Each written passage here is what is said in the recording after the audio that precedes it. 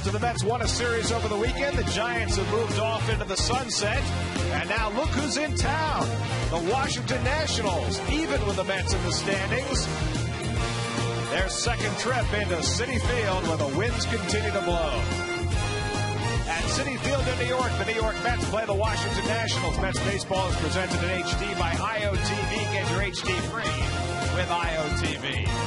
Adam Plus, good evening, everybody, and welcome to Citi Field. Gary Cohen, Ron Darling, Keith Hernandez with you tonight as the Mets open a three-game series against the Washington Nationals. More about them in a moment. The Mets are about 3 weeks into the experiment of hitting Jose Reyes in the number 3 hole, and as he makes the transition from leadoff hitter to 3-hitter, Jose has had to walk that fine line between being what he's expected to be in the 3 hole and being himself.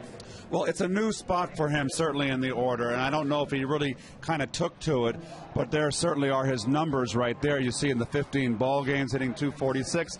I'm not worried about the average. He really hasn't got it together offensively, but what was kind of nice to see over the weekend series, Gary, was that he started stealing bases. He hasn't been stealing bases, and he stole 4 bases in the 3-game series. So I think he's starting to realize, okay, I'm hitting third, but I can still steal, and he needs to steal. This ball club steals a lot of bases. They're right there up in the top in Major Leagues in stolen bases, and they need Jose to continue to do that. Something the Nationals are going to have to contend with during this series. Now, Washington has been outscored by 17 runs so far this year, but they find themselves 3 games over 500. They certainly outperformed expectations. Well, you know what's great about them? Just like they did in 2005, they're great in one-run games. Their record is 7-3. But you look all the way through the lineup. Starting pitching has been solid. Livan Hernandez is second in team ERA. Then you look at their relievers. Matt Capps leads the world with 13 saves. Tyler Clippard with 6 wins. And Ryan Zimmerman's a huge star. And the Nats are going to roll out a rookie starting pitcher making his 4th start. Luis Atulano has yet to lose a game. Yeah, we talked about him with some people from Washington today. He's a power sinker guy, a decent breaking ball, a guy that they love because he's been coming in and throwing strikes. And the thing going up against John Maine today, John Maine is a guy that's really changed. He's gone back to where he was in 2007, and that is just throwing that fastball early and often, getting ahead of the hitters, being very aggressive. If he continues that, he's going to have success. He's allowed just 3 earned runs in his last 2 starts. He'll try and keep it going in a positive direction for the Mets, who continue to play well in Citi Field. Opening of the series with the Nats coming right up.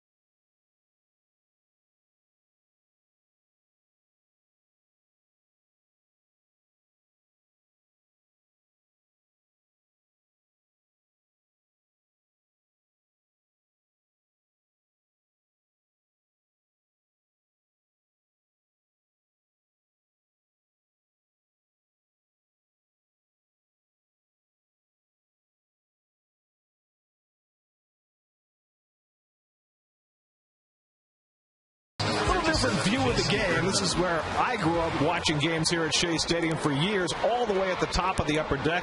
Those $1.30 general admission seats, watching you guys down on the field. Marcus, got a couple hot dogs for us? Thank you. What do you charge? How much are they a piece? Are you buying, Keith? $5? That's outrageous. That's highway robbery. Did you make sure you tip the man? Make it 3, please.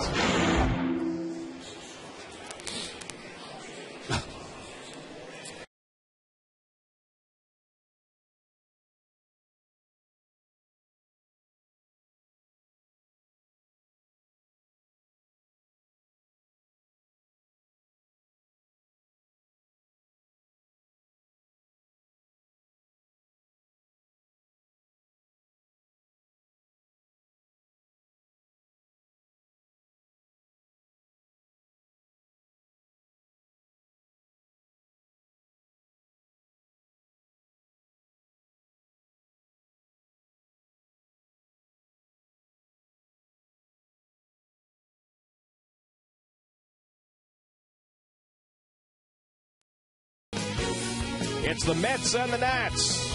Bundle up, another cool evening at Citi Field. First pitch coming up.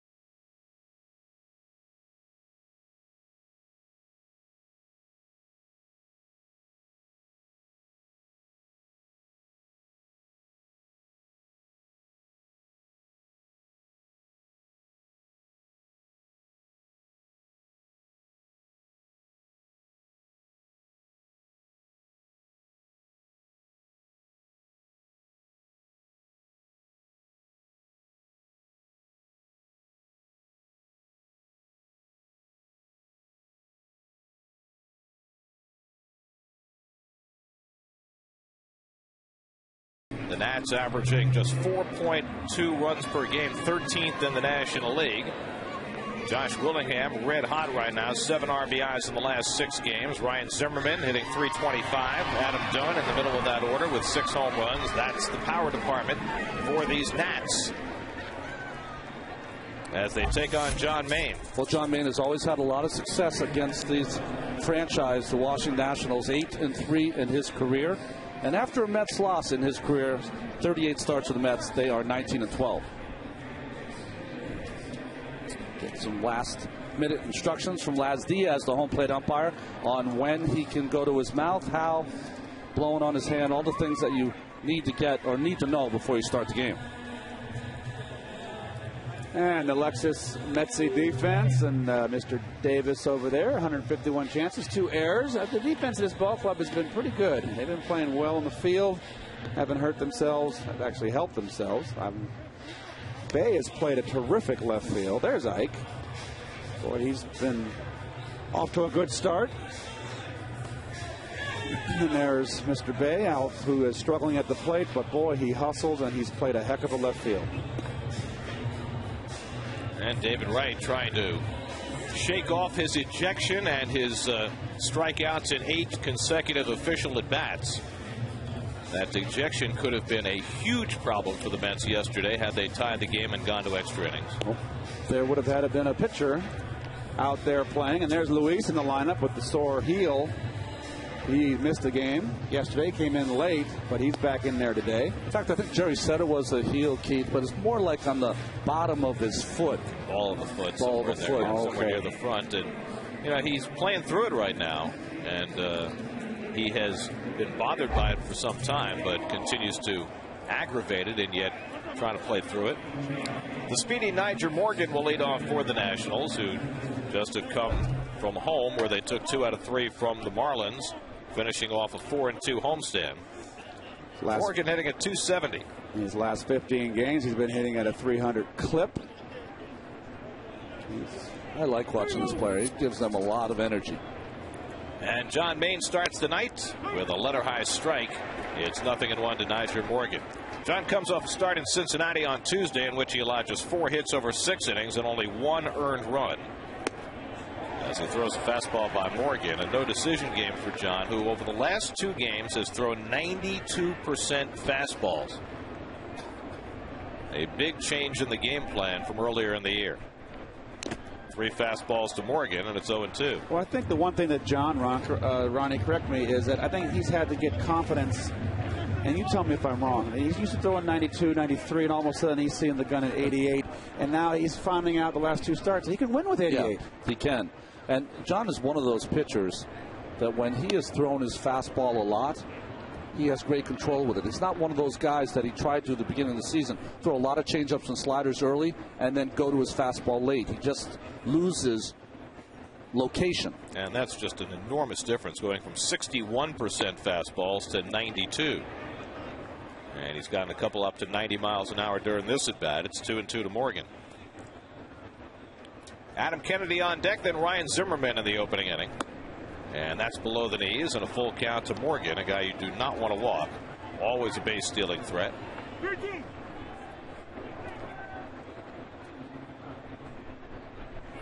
And he lines one into right center, and Morgan has a leadoff hit. So Morgan, who was down in the count 0-2, worked his way back into it and now is aboard to start the ball game. Well, these Nats have always been pesky with these Mets. The Nats came in here the opening week of the season and won 2 out of 3 from the Mets. Might have been different, but for the glove of Willie Harris. That's right. And the bat of Josh Willingham. Right. You see Willingham standing right behind Jim Riggleman. The Nats manager has done a very nice job with this team. They're playing much better defense this year, and I think Riggleman gets a lot of credit for that. Yeah, they're playing better defense. The hustle factor has increased mightily under his reign. Well, there's been an addition by subtraction with this ball club over the last year or so as Adam Kennedy takes outside ball 1, and it was never more evident than during spring training this year when they took the very talented Elijah Dukes and just decided to release him. They said, we've had enough. We need to have better character players on our team, and they really haven't filled his spot in right field, but so far they're a better team for it. I like them in their reds. Change their colors. It's nice. And Maine behind on Kennedy 2-0. Adam Kennedy hitting at 244, veteran second baseman. Ryan Zimmerman waiting on deck. Little hit and run here, Keith, early maybe? Not 2-0, huh? No. Not a good count, 2-0. Morgan 6 of 6 on the stolen base side. Caught 6 times and stolen 6 bags. It's not a very good percentage. No, it's That's not. been the case for him since he came up to the major leagues. Well, he came to baseball later in life, so he's still learning the little nuances of stealing bases. If he could steal bases on skates, that's right. Former hockey player, might be better off. And time asked for by Barajas as he and Maine are having some trouble. The wind should be a factor again tonight. It's supposed to die down as the evening goes along, but it is blowing hard in from left field.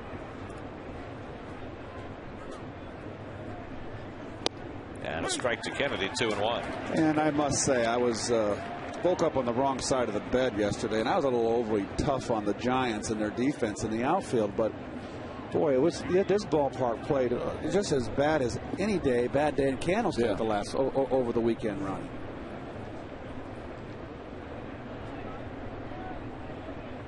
2-1. Kennedy takes high. Well, the Giants might have had problems with the wind, but they also benefited from it in the end on the Aaron Rowan home run that decided the game. He was the smartest hitter of the whole game. Went to right field.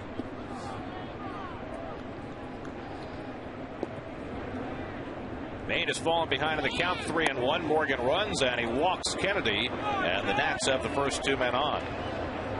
So an uneven start for Maine, and now he's going to take on that power in the middle of the Washington lineup with a couple of men aboard. Well, Dan Wortham does not like to see that early from John Maine after yesterday's game where Mets pitchers walked 11-7 by Oliver. He wants to see that turn around quickly. So a chance early for Ryan Zimmerman, off to a good start this year, hitting .325. Ollie's had a night to sleep on that start, and he'll have, looks like, 4 more days before he's back out there. Jerry Manuel made it clear again before the game today that Ollie will stay in the starting rotation. And it will be warm down there in Florida. One would suspect.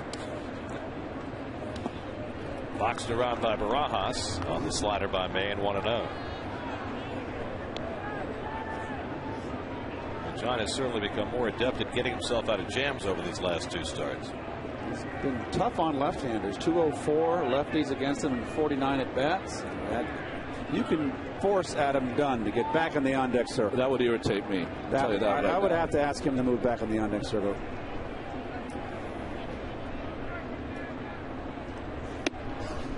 And again, Maine finds himself behind in the count, 2-0, and Zimmerman comes away shaking his hand. Kind of the check swing. Dunn is what, 15 feet away? It's like in the day, in between innings, the pitcher would let one loose. I've actually seen that happen.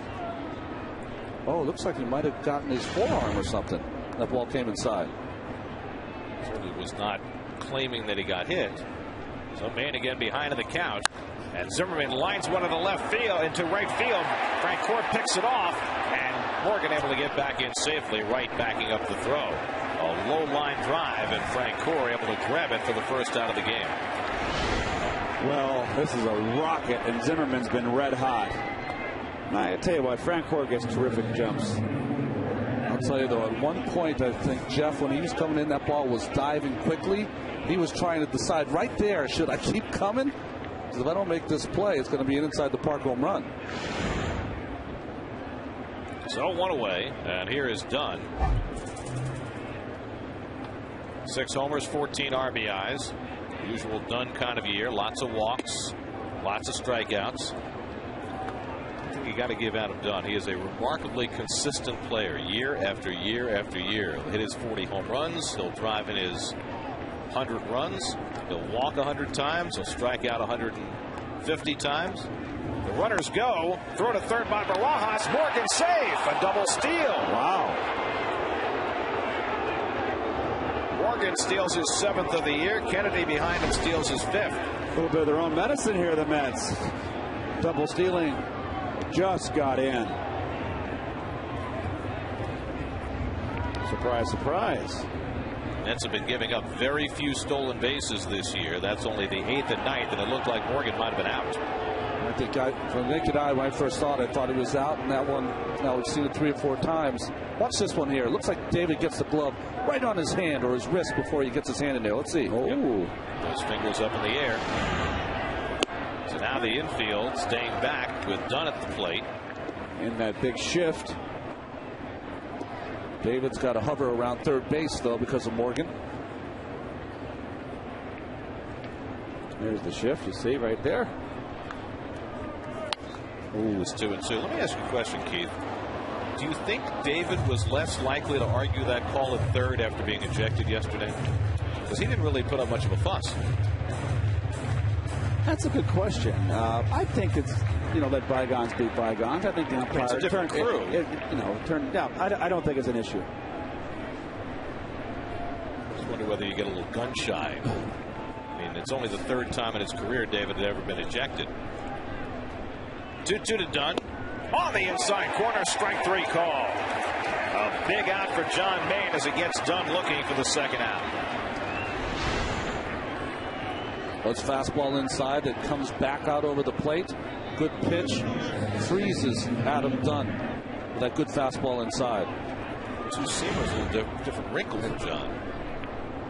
Usually he gets his strikeouts up in the strike zone. So a chance to get through the inning now as he takes on Josh Willingham, who had a big series against the Mets first week of the season.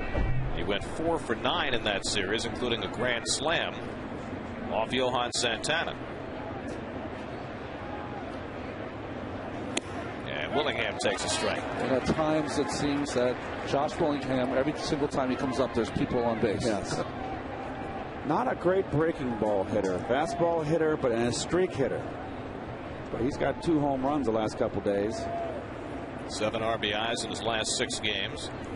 Had the game winner for the Nats yesterday, a bottom of the 8th home run to snap a 2-2 tie and beat Florida. He was a forgotten man in this ball club last year, and what a difference a switch in managers can make. And Riggleman goes right with Willingham.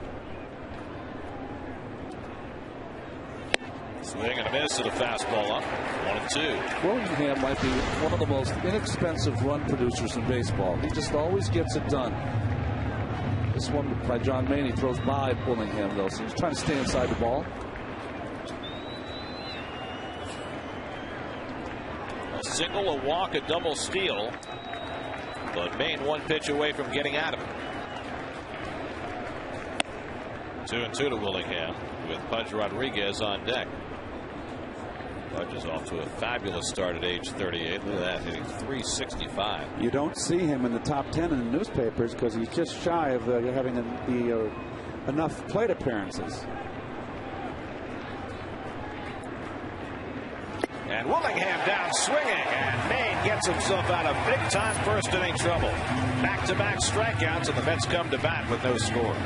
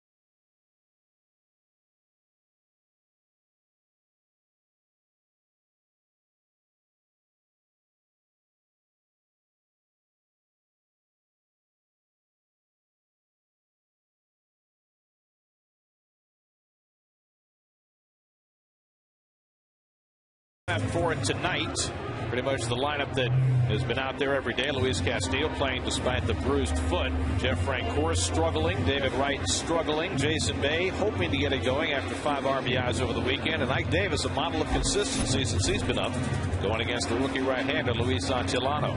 It's his 25th birthday from Santurce, Puerto Rico. He was traded to the Nationals from the Atlanta Braves for Darrell Ward. It was a supplemental first-round pick by the Braves back in 03 as Pagan tries to bunt his way on. But Adelano had Tommy John surgery in 06 and really was fighting his way back for the better part of 3 years. And they really just, the Nationals took a chance on him. When you watch him pitch, he's got a power sinker, decent slider, little changeup, not much of a curveball yet.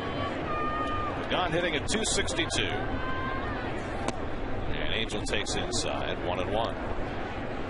You watch his motion, long arm action, pretty simple from the start. In his first start in the big leagues, went 6 innings, he had 10 ground ball outs. He had his most difficult outing his last time out, facing the Braves on Wednesday. He gave up 6 runs and 7 hits over 5 1/3 and no decision for him. Luis Castillo on deck, then Jose Reyes, as the Mets try and get it started against a guy they've never seen before in Atilano. And it's 3-1 to Pagan. 10 walks in 17 1/3 innings for Adelano, so you can bet the Mets are going to be patient with him.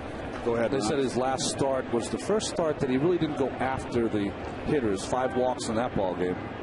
Couple that with the 18 hits, that's a lot of base runners. Made 2 starts in AAA before being called up when Garrett Mock went on the disabled list. And a strike called on the inside corner, 3-2. Looked inside, Keith. Let's take a look. Close. Yeah, close enough. So a full count to Pagan leading off. And Angel lines one into center field for a base hit. So as the Nats did at the top of the first, Mets get the leadoff man on in the bottom of the first. And the Coors Light Nationals defense. And as you can see, they're not a defensive juggernaut. A lot of errors. Zimmerman, of course, the Gold Glove over at third base, and you got the catcher back there who's won multiple Golden Gloves, and that is not your best look, I'll tell you that. What's he going, duck hunting? Rabbit hunting. Elbow foot. Here's Luis Castillo. Louis hitting at 271. Let's see if he'll bunt in the first inning, as he often does. Set to swing, and he takes up and away for ball 1. It's interesting. Right now, Reyes is on deck. Castillo in the box is almost like a halo around his head. The sunshine is coming in from the stadium.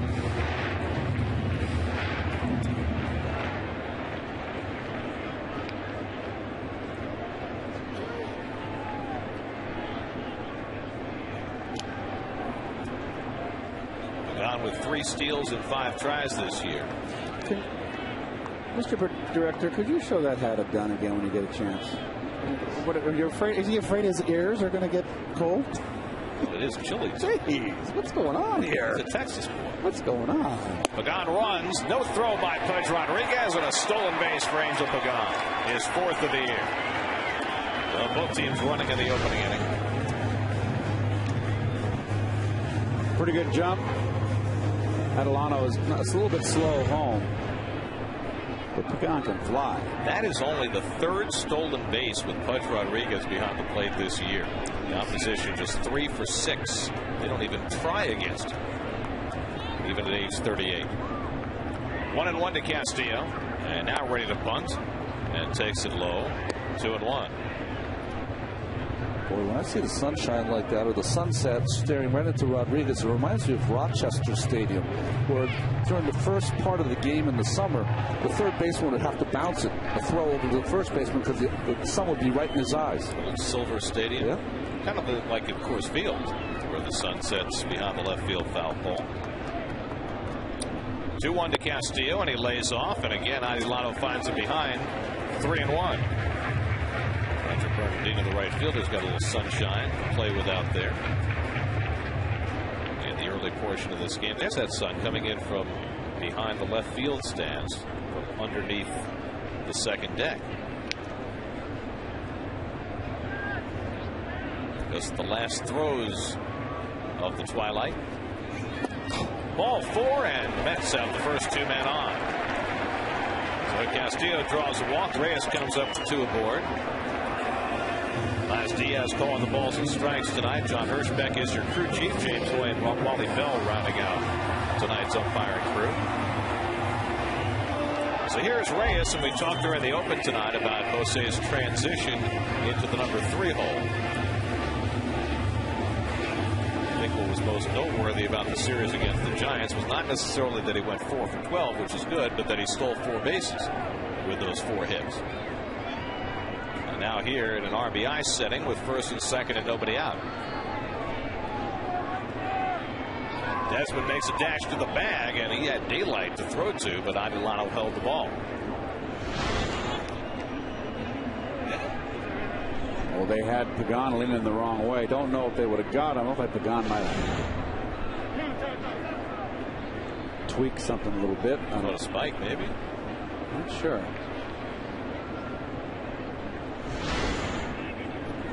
See him grimace here after it's over.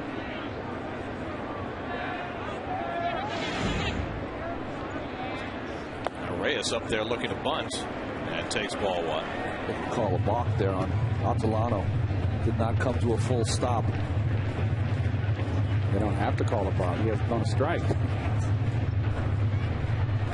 Steve McCaddy, the Washington pitching coach. He looks real happy, doesn't he? The Nats pitching has been up and down so far this year. Pulled foul. I mean, the most surprising bright spot on the Washington staff has been Livan Hernandez, who pitched brilliantly again yesterday. Second in earned run average in the National League. And then you got the closer Matt Capps at the end of the game, who's just been perfect. And Tyler Clippert's been the vulture. 6-0 so far this season out of the bullpen. Yesterday really was a vulture when he gave up a run, the tying run, and then got the win. There's Levo. Got off to a good start with the Mets last year before fading in midseason. Not this good a start, though. 1-1 to Reyes. Good changeup by Adelano, and it's 1-2. Well, there's the starting rotation right now for Washington. It is certainly subject to change once Steven Strasburg is ready to come up. Drew Storen is another big name that they're thinking about. They're going to have some good power arms. Olson's come back. He's had a stint in the minor leagues, and the temperamental lefty has pitched well. Took a no-hitter into the 8th inning just recently. They'll pitch against the Mets and Jonathan Neese tomorrow night. Reyes goes down swinging. So Adelano with off-speed stuff strikes out Reyes for the first out. Boy, it takes a lot off this pitch. Good movement. It never gets there. 79 miles an hour. Way out in front is Jose.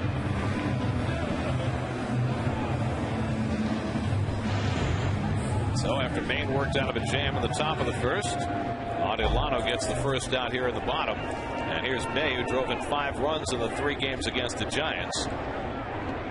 Get one up in the wind again. Worked for him twice yesterday. Inside off the mid of punch, and that'll move the runners to second and third.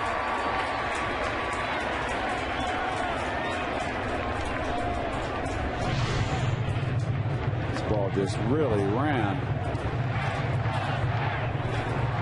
Fastball charged to Pudge Rodriguez.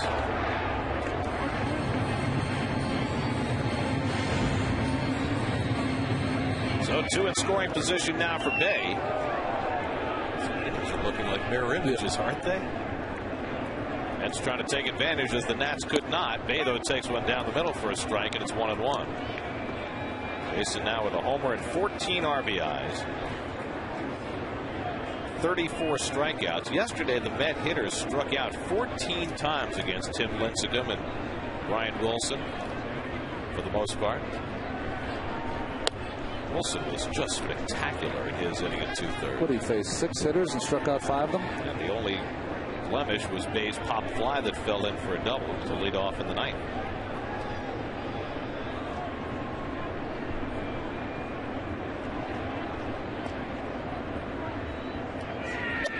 And the breaking ball stays inside 3-1. In fact, that save by Wilson was the first time that the Mets have ever had a pitcher get a save against them with 5 or more outs in which all the outs were strikeouts. First time ever in the Mets' 49 years. 3-1 to Bay with first base open, and a struggling David Wright on deck. See what he gets. Way outside and knocked down by Pudge to save a run. Ball 4 to Bay, loads up the bases. Second walk of the inning for Adelano, and it looked like he wanted no part of Bay. Well, Keith, let me ask you a question. As you see the backhanded play by Pudge, who did not bother to block that pitch. Let me ask you a question. You're in the on-deck circle. You see this pitcher kind of pitching around Bay. 3-1, 2-1 breaking ball, 3-1 changeup. Take that as a personal affront as you come up to the plate? Yes, absolutely. You never want anybody to pitch around and then you're the guy that's going to come up. They prefer to face you. By the way, when David Wright's name was announced just now, the crowd here at Citi Field just gave him a huge ovation, which is in contrast to some of the negative reaction that David has gotten in recent weeks during some of his struggles. David has struck out in each of his last 8 official at-bats. He's had a couple of walks and a sacrifice fly during that stretch. Well, this is a good matchup for David. You got a sinker ball pitcher who pitches downstairs, and David's become a low ball hitter and has trouble upstairs. So we'll see which way it plays out. David had an outstanding road trip to Philadelphia and Cincinnati. He had 4 home runs in those 6 games before struggling in the series against the Giants. Bases loaded, 1 out, and it comes inside, almost hit him. Just got out of the way of the curveball, 1-0. Adelano has not shown that he can get a breaking ball over yet, and he chooses to go with that first pitch against David. Look at that facial expression. Look at tongue sticking out. Jeez. For Michael Jordan. That's true. But of course, it didn't help him hit. That's right. One and wonder, right? With like Davis on deck. David's got his hockey playoff beard going. Yeah, that's right. Stanley Cup time.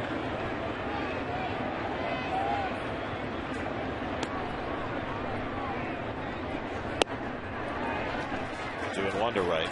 They even have that bat up a little higher tonight.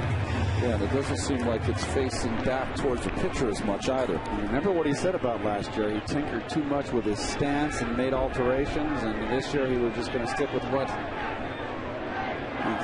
Stick with one stance. Oh, good cut. Hanger.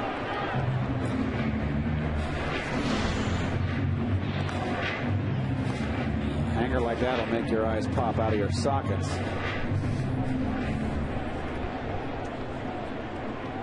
There you go, another pitch that he knows he should have crushed.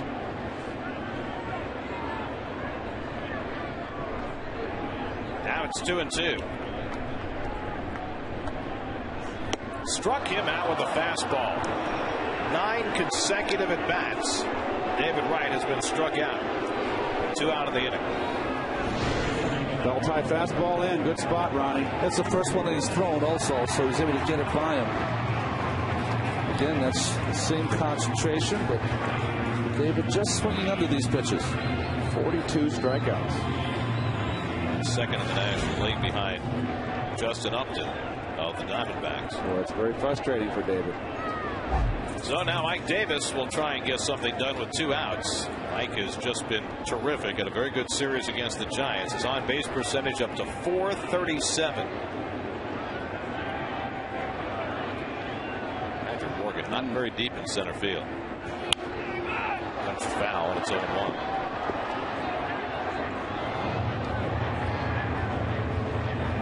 Is anything like yesterday, the one place the ball's going to fly is to right center. You look at those flags up there up above the stadium in left field. You can see that's blowing right towards the right field foul pole. Even the big flag in right field with the pennants, the 2 World Championship flags are blowing. They'll get it in the air. You're rubbing up a new one. Off the corner, and it's 1-1 to Davis.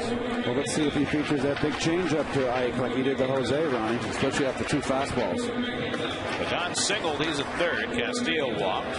He's on second, and Bay walked. He's at first with 2 out. Now the 1-1, and Ike lays off the changeup, and it's 2-1. So Adelano couldn't get him to bite. Jeff Francoeur waiting on deck. Adelano's already thrown 28 pitches in this opening inning. More balls than strikes.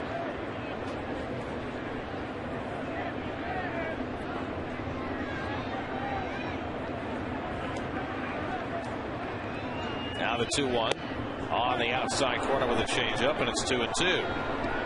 he came right back with it again. Well, this is what impresses me with Ike Davis. That's a pitcher's pitch behind the count. He throws you a sinking change-up 2-1. A lot of young hitters will be over anxious, roll it over to second base. He takes it. Look at that. 2 strikes at 281, which is an outstanding number. That tells me that he tries to shorten up a little bit with 2 strikes and go the other way. I've seen him do that, take the ball to left field, and he tries to do it here and fouls it back.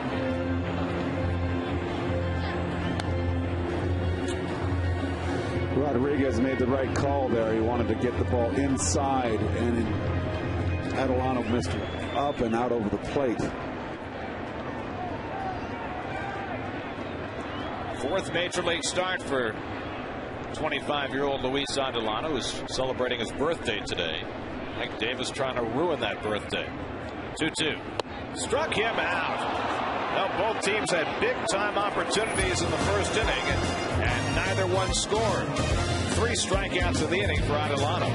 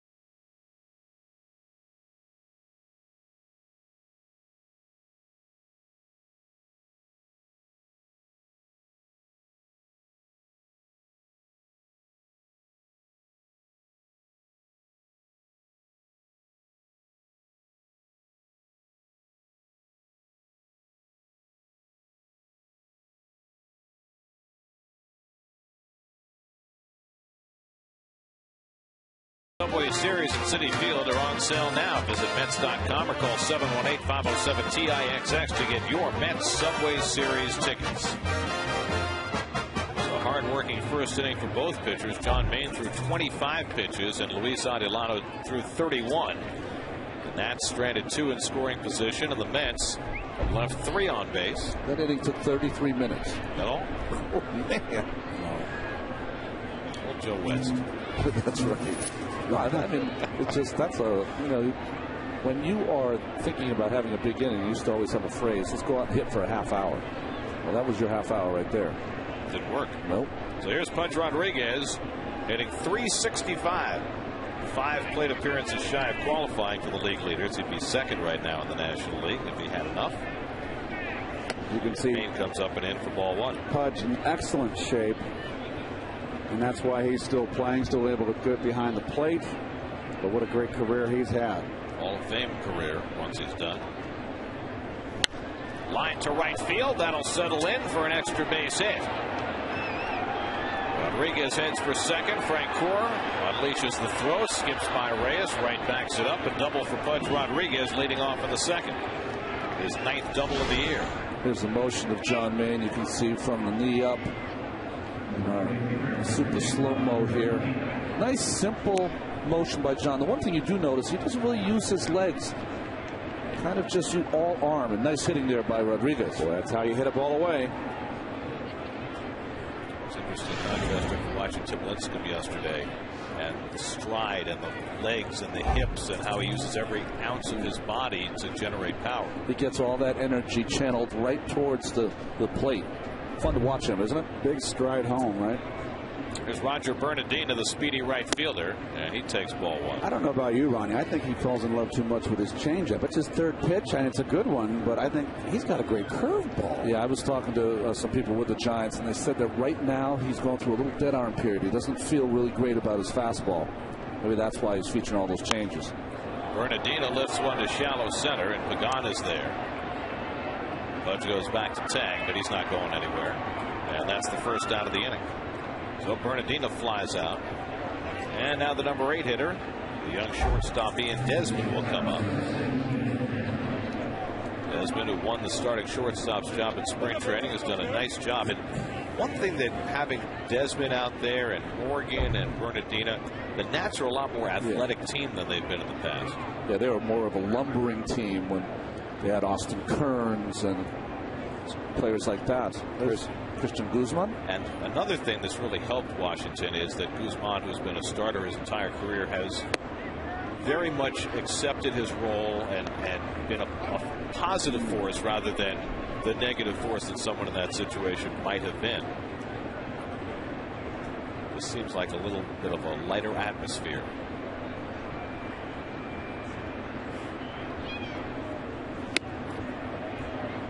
1-1 to Desmond with the pitcher Adelano on deck. Desmond got off hot. He's come back down to earth. Remember, he got off to a terrible start defensively. He made 3 errors in his first 4 games, but since then, he's only made 2 errors. And with that, he's made every manner of spectacular play. He's a hard-nosed player, old school, gets dirty. He got caught looking for a breaking ball there, didn't he? Yes, he did. Not a good thing to do with Maine right now, with the percentage of fastballs that he's throwing. What computer is he watching? The Mets put a false readout, false floppy disk or whatever. I'm dating myself. CD.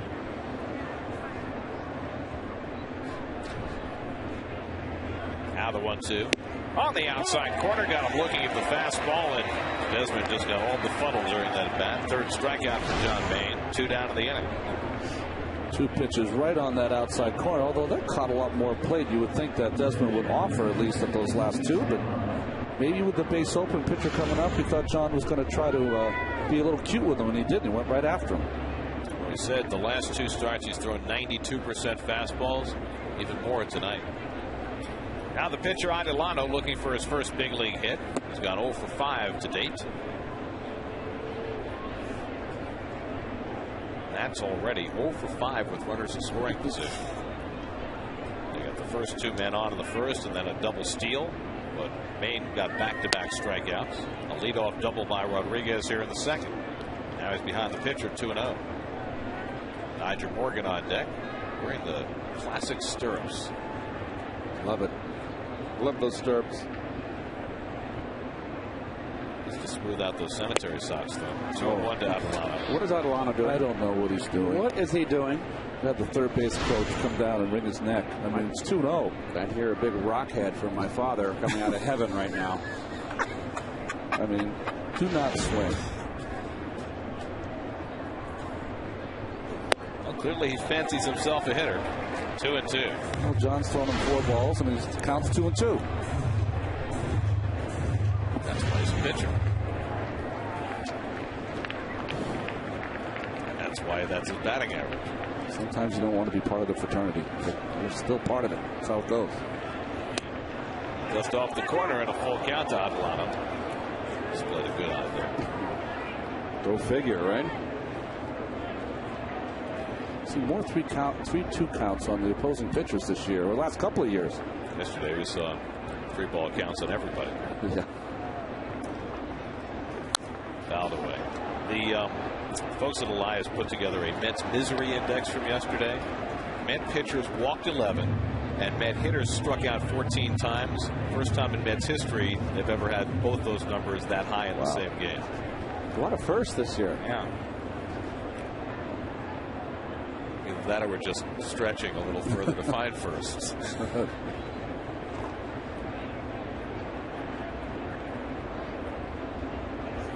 And it's fouled again. By the way, speaking of firsts, you know that Barajas and Blanco were the first back-to-back walk-off home run hitting catchers in Major League history. Well, Henry Blanco's not with the team today and won't be for the rest of this series. Henry's gone home to Venezuela because his mom is ailing, and the Mets have called up Josh Tolle, with Blanco being placed on the so-called bereavement list, although that's kind of a misnomer. Here's the 3-2, foul back, because he's not really bereaving anything. He's just with his sick mom. And there's Josh Tolle, who arrived today from Buffalo. Bereavement list for you people at home. It's got to be a minimum of 3 days, maximum of 7. So in all probability, we'll see Henry during the Mets series in Florida over the weekend, and Tolle will be with them for this series. And Adelano making Maine work. That's 9 pitches in this at bat. It's still going. He's got a pretty good swing. Yeah. He's got a fast bat.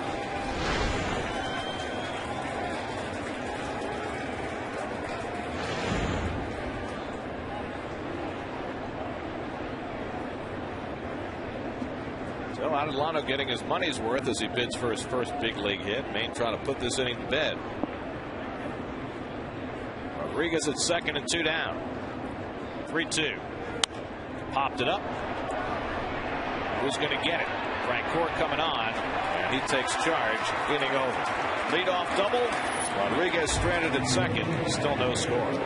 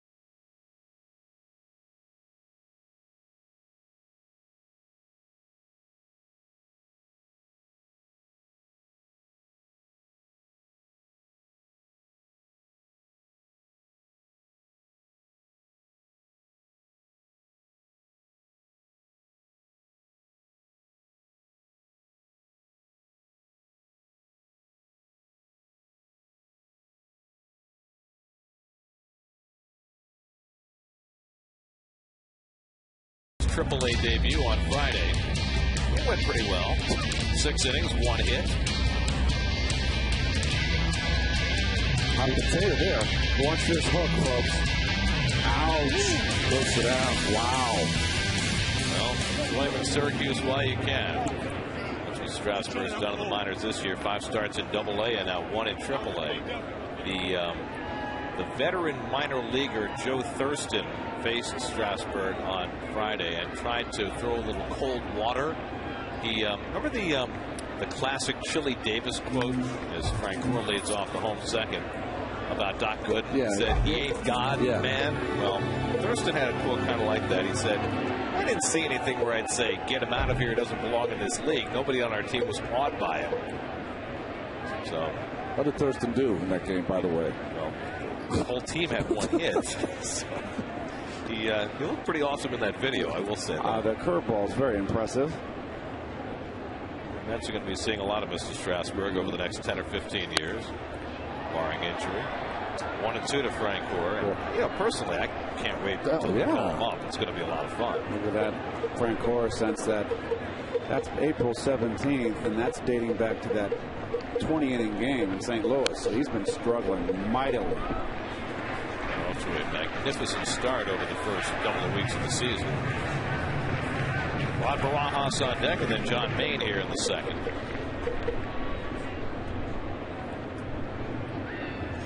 And Frank Gore rockets one deep down the left field line, but it hooks and hits foul.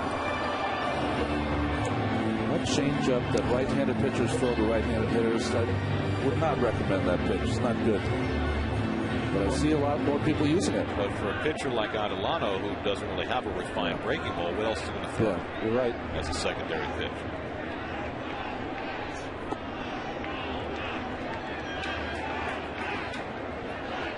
Well, right now, Francoeur has been way behind, and you just throw him a pitch there at the changeup, Garrett, that lets him get a chance to catch up to it. And Francoeur pops up the breaking ball. And foul ground. Dunn watches it sail out of play as the wind grabbed a hold of it.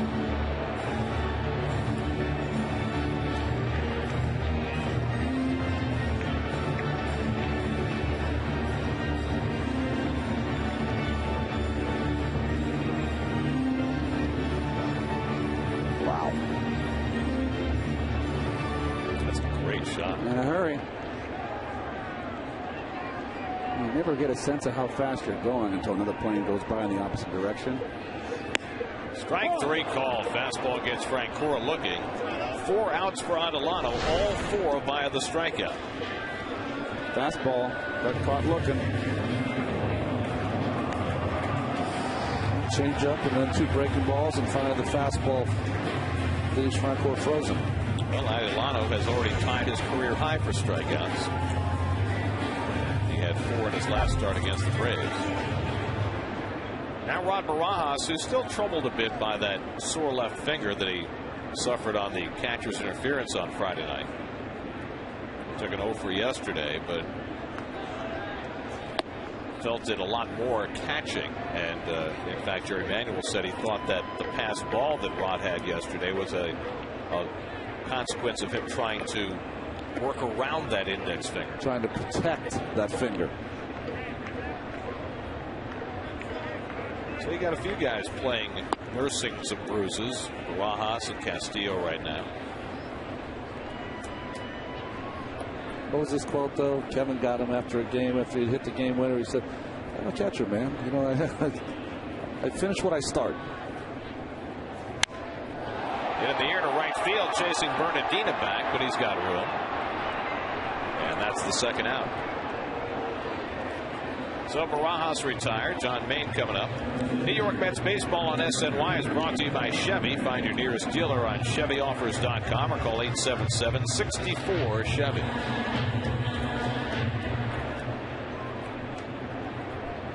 Main looking for his first hit of the year. He's gone 0 for 7.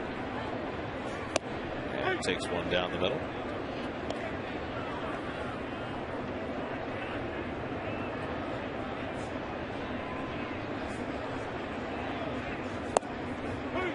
It's 0-2. John without the long sleeves on a cold night. 3 pitches and Main's out of there. New career high, 5 strikeouts, and they've come in the first 2 innings for Luis Adelano. He's retired 5 in a row, and we head to the 3rd with no score.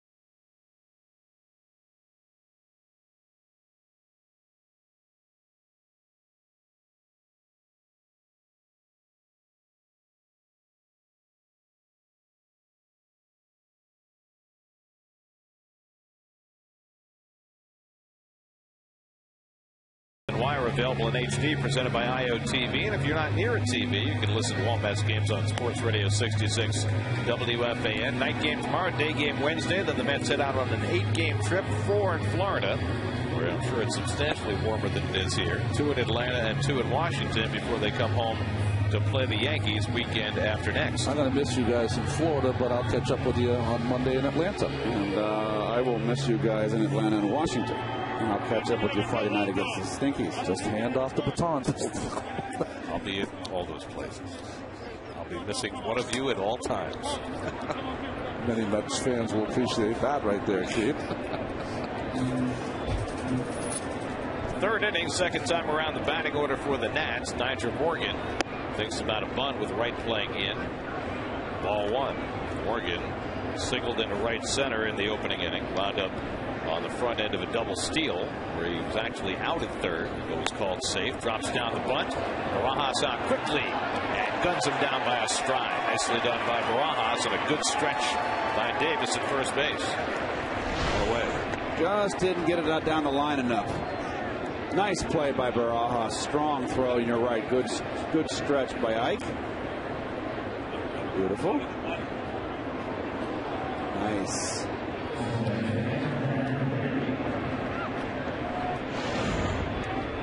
So 1 out and nobody on. First time Maine's retired the leadoff hitter tonight. And here's Adam Kennedy, who walked and stole a base his first time up. And he attacks the first pitch and fouls it off. So the second time around, the Nats being a little more aggressive against Maine. John threw 43 pitches over the first 2 innings. Good slider.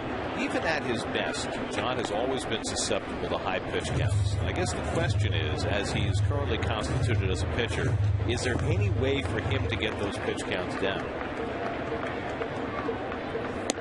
Well, especially now, the answer is no. I think the way it is now is he's gone back to his old style, which is throwing a lot of fastballs. So this will be a lot of pitches fouled back as Zimmerman gets ready.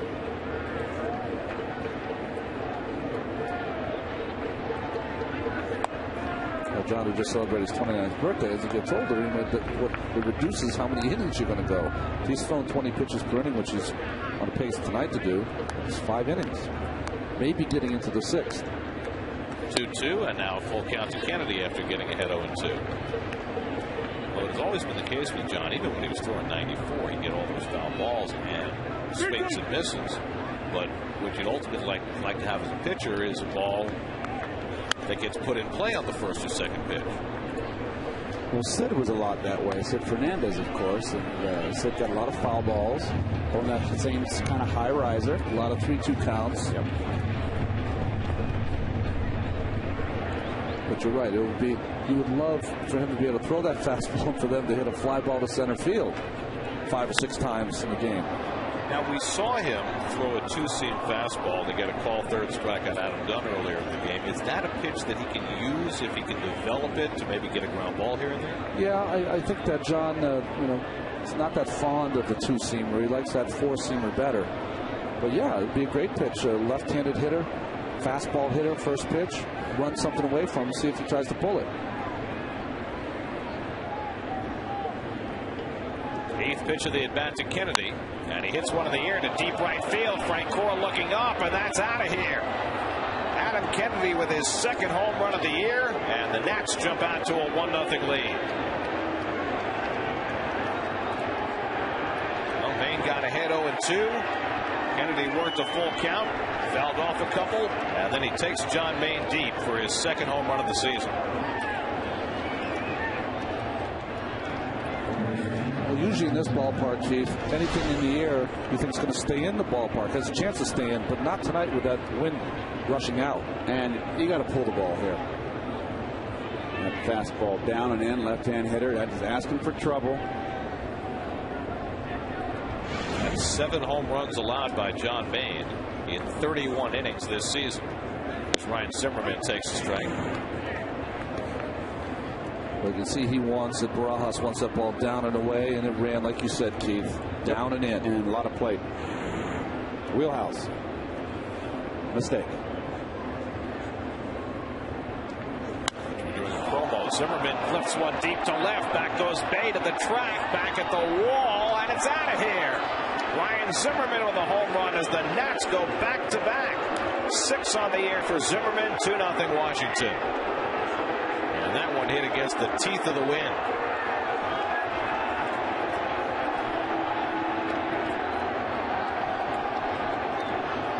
So the long ball troubles continue for John Maine. That ball would have been a second decker if the wind wasn't rushing in from left field. Got all of this. Hanging breaking ball. Down inner half. Boy, red hot Zimmerman.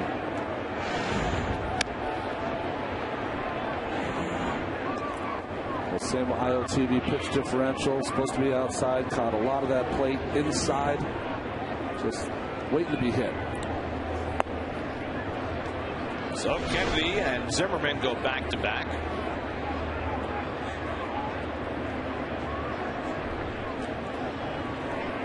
And it's 2-0 Washington. 2-0 to Dunn, and he bounces one foul. Thinking about a threesome. Just to rebutton his shirt, he's swung so hard. Well, Zimmerman is a fine player, one of the best young players in the National League. Forget, he's been doing it for so long. He came up in his first season when he was signed in 2005.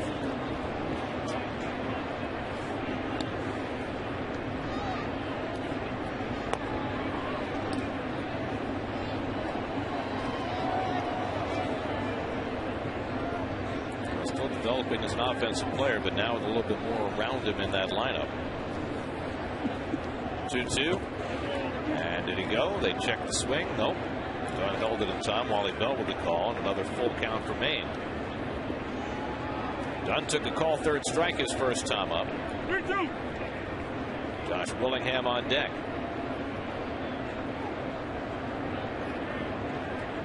Three-two to Dunn.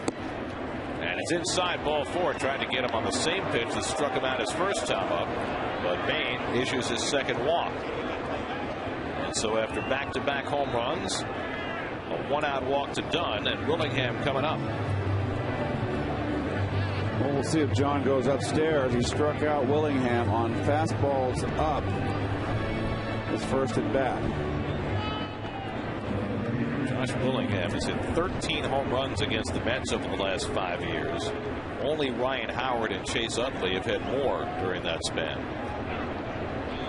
Willingham, first with the Marlins and then with the Nats, has been a huge thorn in the Mets side. And he pops one up, shallow left. Bay has a long way to come in to get it. And it goes right to Reyes. Wow. That ball first went up. It was the left fielder's ball, but it blew all the way back to the infield, and Reyes wound up catching. Look, Jose's incredulous. Well, look how Bay didn't take anything for granted, and neither did Jose. They had enough of watching the Giants turn it into a circus yesterday. It is just as important for the left fielder to come in hard as it is for the shortstop to go out in shallow left field on a high pop-up or high fly ball left field with this wind.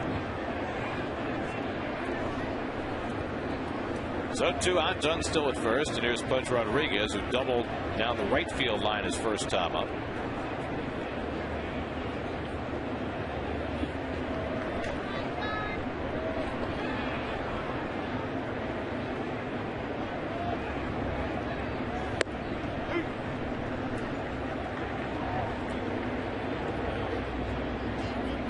Was able to work out of trouble in each of the first 2 innings, but trouble finding him in the form of the long ball here in the third.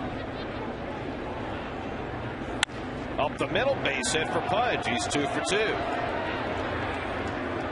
The Mets have never had much of a knack for getting Pudge Rodriguez out since he came to the National League for the first time with Florida. You know, he's red hot. Good swing right there on that ball.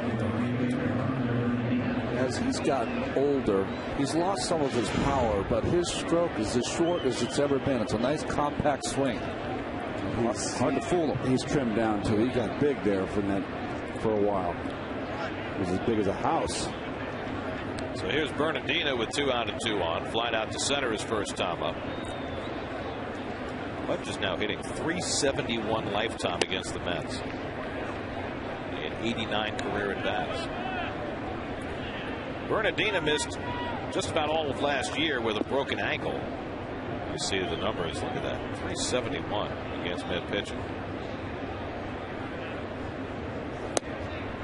And Maine behind 2-0.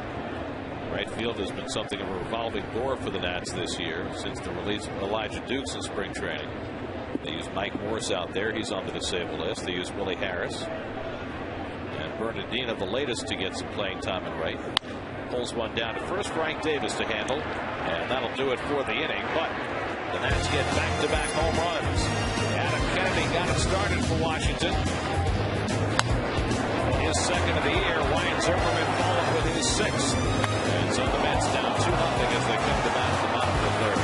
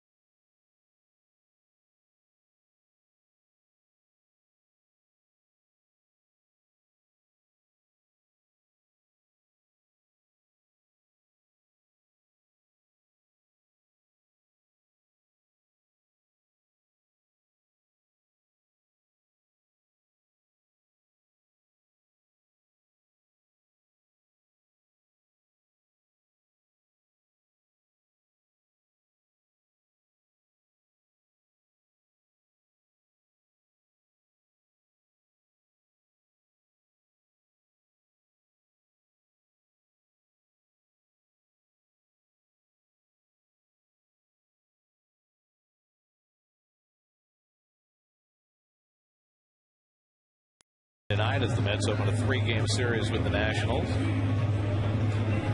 Top of the batting order, Angel Pagan leads off against Luis Antillano, who is 2-0 in his first 3 major league starts and has himself a 2-0 lead tonight. Pagan led off the first inning with a single to center field and stole a base. And he takes ball 1 from Antillano.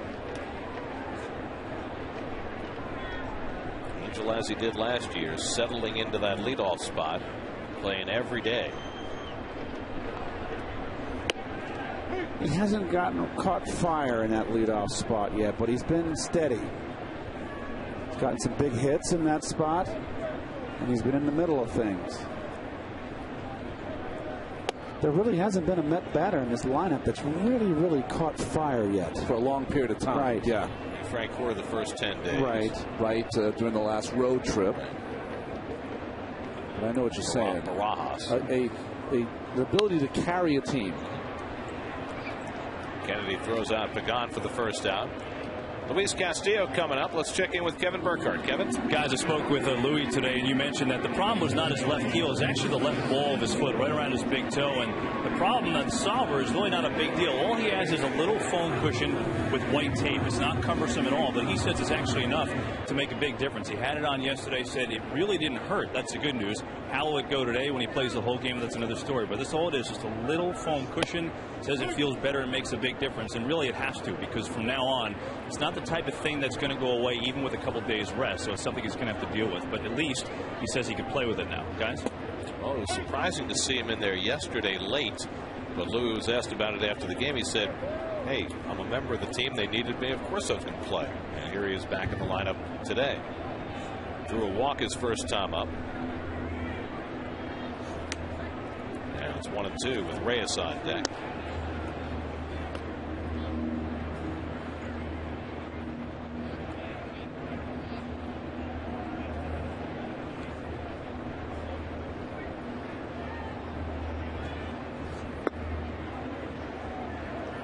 2-2.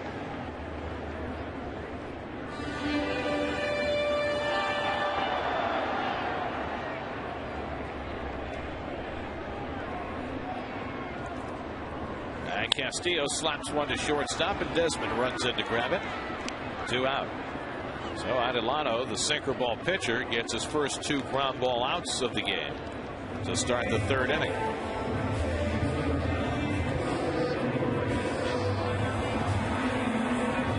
He doesn't seem to have overpowering stuff, but so far there's been a lot of funny swings, haven't there? He's getting that changeup over against the left hand. So that changeup's a nice weapon. Reyes takes a fastball for a strike. Jose struck out his first time up.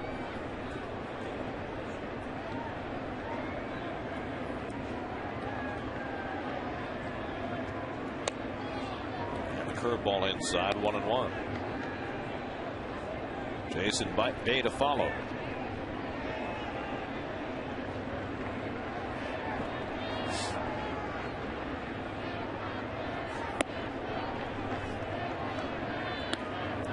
To Reyes.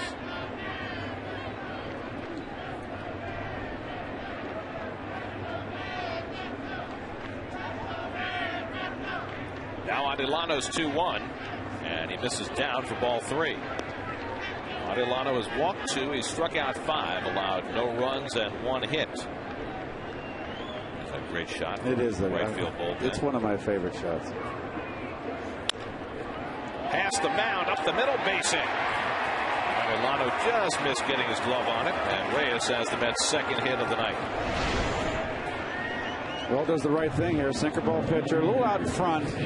Don't want to try to pull Adelano. Go up the middle, particularly with that changeup. Doesn't throw in a lot to lefties. Well, Reyes has stolen 4 bases in the last 3 games, and we'll see whether he tries to get a jump here with 2 out. Let's check in with Kevin. And on that note, on that stolen base note, Gary, I talked to Jose today about what's the thing for him. He said, well, for one, I'm finally getting the timing down of the pitcher and myself. Jason Bay hits one high in the air. Wind is going to curtail this. Willingham on the run makes the catch, inning over. The thought, though, Reyes said, is, I found myself at times trying to steal, and my body wouldn't follow. It was strained. Now I'm at the point where it's all working. There, he doesn't get the chance as the inning is over. So the Nationals have a lead over the Mets 2-0. Couple of home runs. John Maine back on the hill when we come back.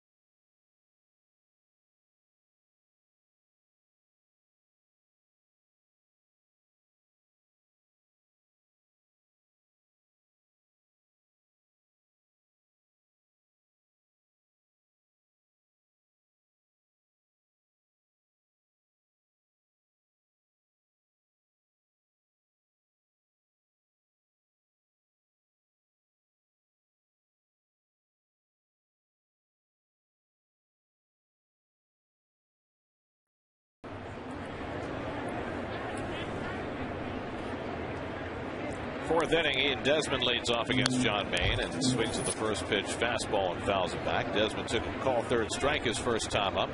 The Nats with 2 runs and 5 hits. The Mets no runs and 2 hits as we start the 4th. Washington came in here the first week of the season, won 2 out of 3 from the Mets. Desmond lifts one to center, and Pagan back a couple of strides. And that's the first out. So one away. Now, on a windy night, temperature in the 50s, that's the place to be. Yes. Indoors at the Acela Club where you can still watch the game. A little Cabernet, whatever you prefer, maybe a Pinot Gris, whatever you like. It's wonderful. Good wine list there at the Acela Club. Very nice. Here's Adelano, and he takes up and in for ball 1. Maybe you have another career ahead of you as a wine steward. Yes. Oh, Stu.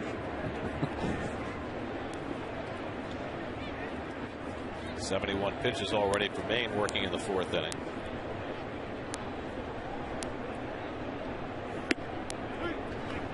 Let's see, the last 3 days, the Mets got 7 1/3 out of Pelfrey, 7 2/3 out of Santana,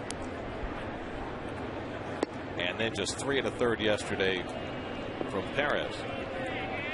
Thing that saved the bullpen, though, is that Raul Valdez came in and gave him 3 2/3 innings. 3-1 to the pitcher, and Adelano puts one in play, chops it out to right. It makes the running toss to get him. 2 out. Well, at one point, Jerry's goal was to split up Perez and Maine in the rotation because he felt those were the 2 guys who were going to struggle to give him innings. But after the off day, that got flipped around, and now they're pitching back-to-back again. Although it's been less of a concern with John lately since he went 6 innings each of his last 2 starts. Still throwing vast majority of his pitches, fastballs.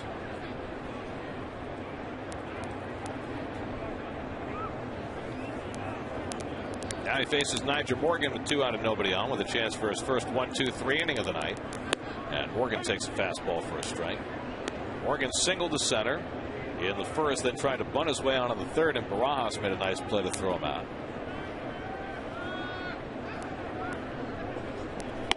And late on the fastball, and it's 0-2.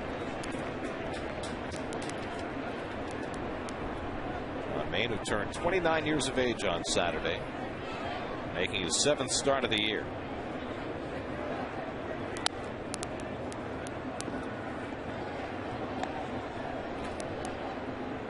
It was 3 starts ago that he had the problem with his left elbow that forced him out of the game. A very frustrating development for him, but to his credit, he has bounced back from that in a very positive way. A lot of hoodies in that crowd.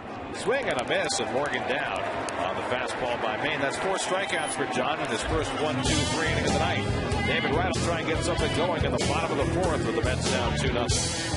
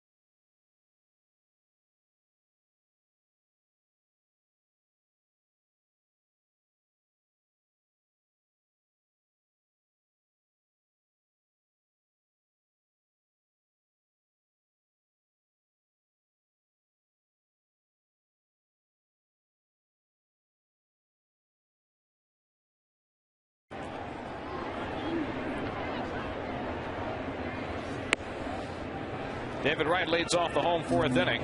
David struck out his first time up, his 9th consecutive official at bat with a strikeout, which we are told is a Mets record for a non-pitcher, a dubious one at that.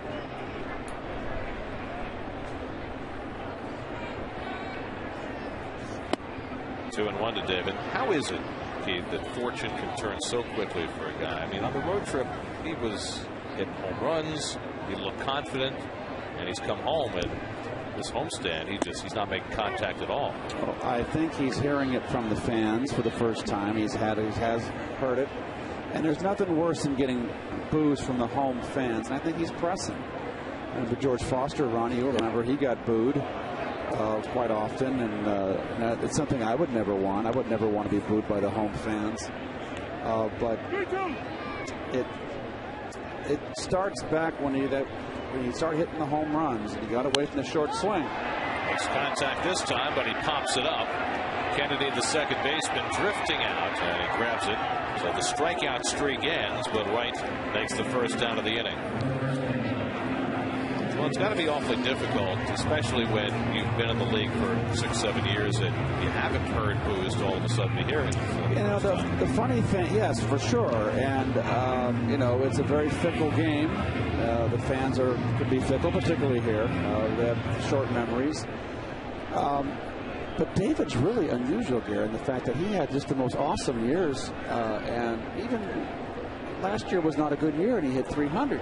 This year, how many RBIs does he have? And he's not having a good year. He's not driving in the clutch runs.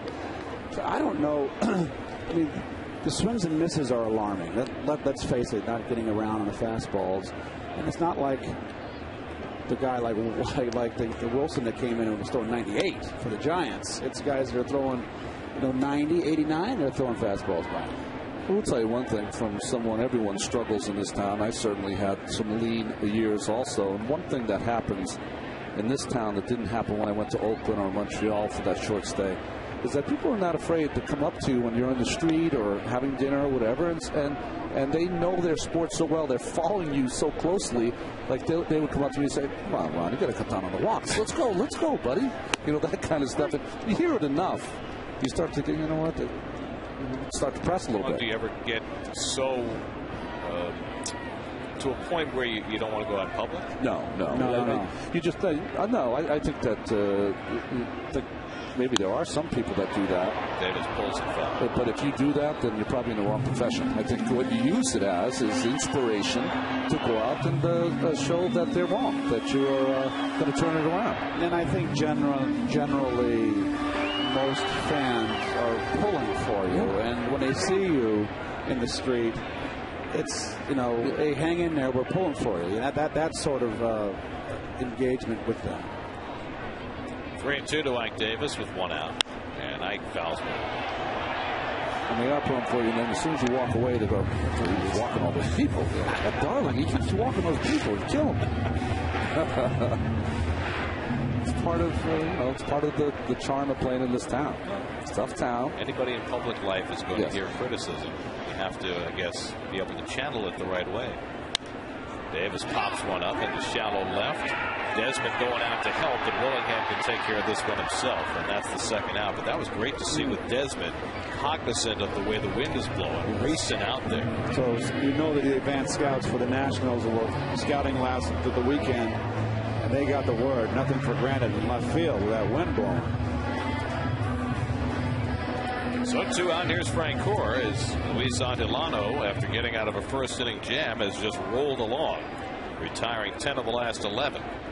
Frank Core went down looking his first time up, and the curveball popped foul. Big hanger.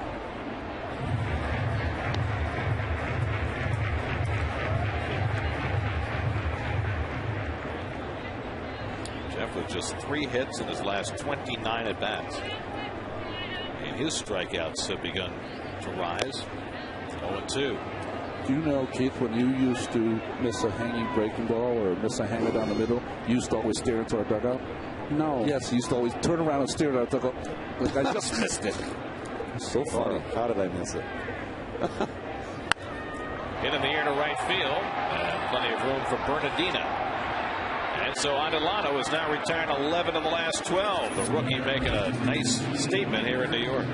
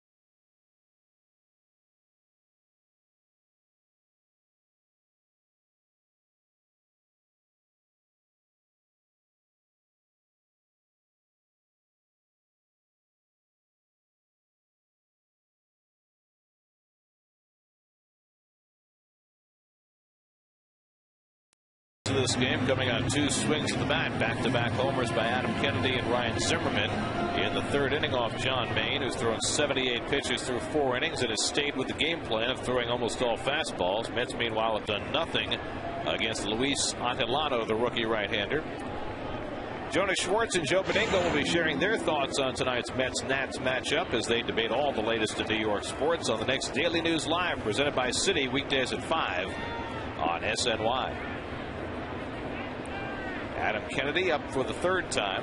Homered his last time up. Takes a strike from Maine. Kennedy walked and stole a base in the 1st. Hit his 2nd home run of the year in the 3rd. And at bat that had a familiar pattern for Maine. He got ahead of Kennedy 0-2. Went to a full count. And then came low and in. Kennedy hooked it into the seats down the right field line. Zimmerman and Dunn to follow.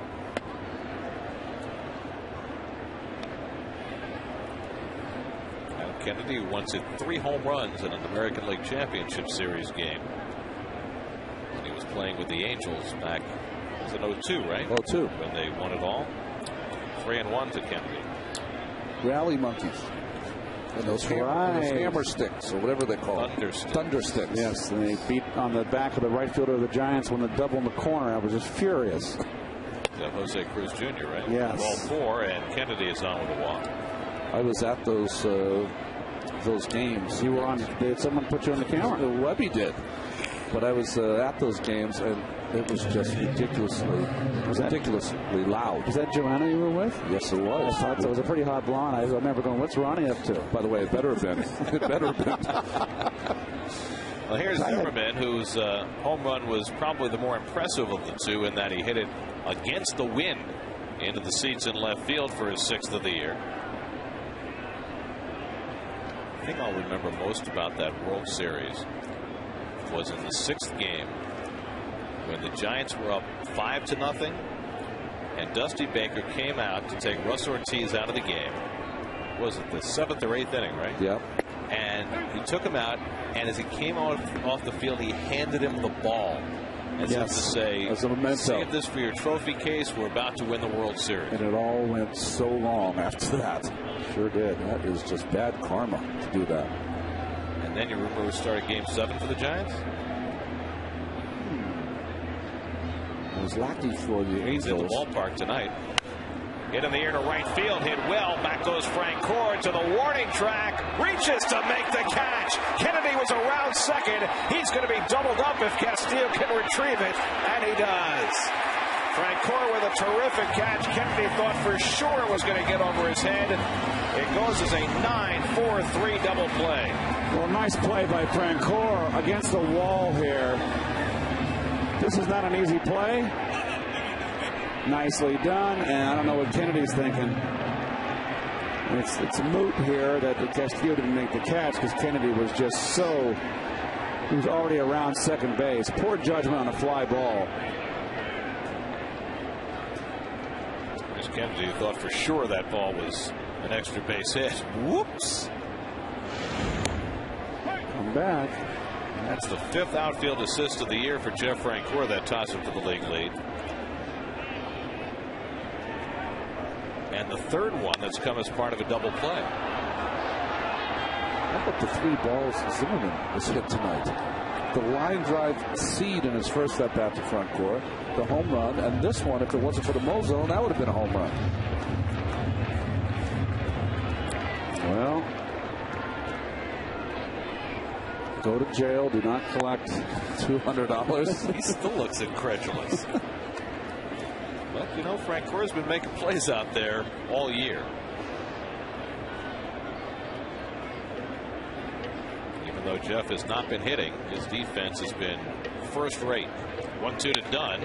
Pops one up. Wright has a long way to come into foul ground. He can't get to it. Well, playing over in a shortstop position with nobody else in the neighborhood. David tried but couldn't quite get there. Long run. Nope. Yeah, when you're doing that, you're just picking a spot where you're going to run to and start your slide.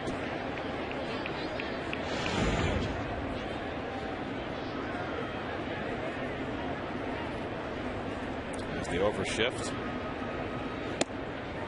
Just misses inside and Dunn. 2-2. Now, only Albert Pujols has hit more home runs over the last 7 seasons than Adam Dunn. 40 like clockwork every year. And again, Maine trying to pick off that inside corner. Well, Dunn won't swing at anything. That's a close pitch. Shea Bridge, which Adam Dunn hit a home run off last year. Visited. In the air to center field, and Pagan is right there waiting for it. And that retires the side. So helped out by Francoeur's defense. Maine throws up a 0 in the top of the 5th.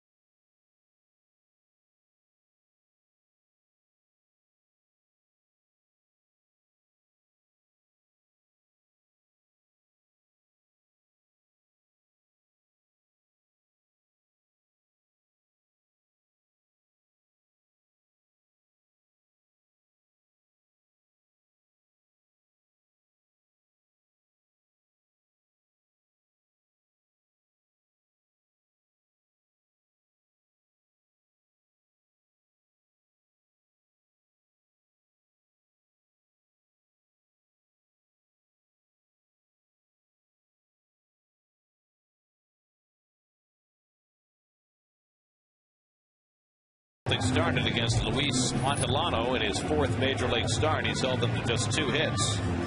It'll be Ron Barajas, John Maine, and Angel Pagan for the Mets in the 5th. Barajas flying to right his first time up.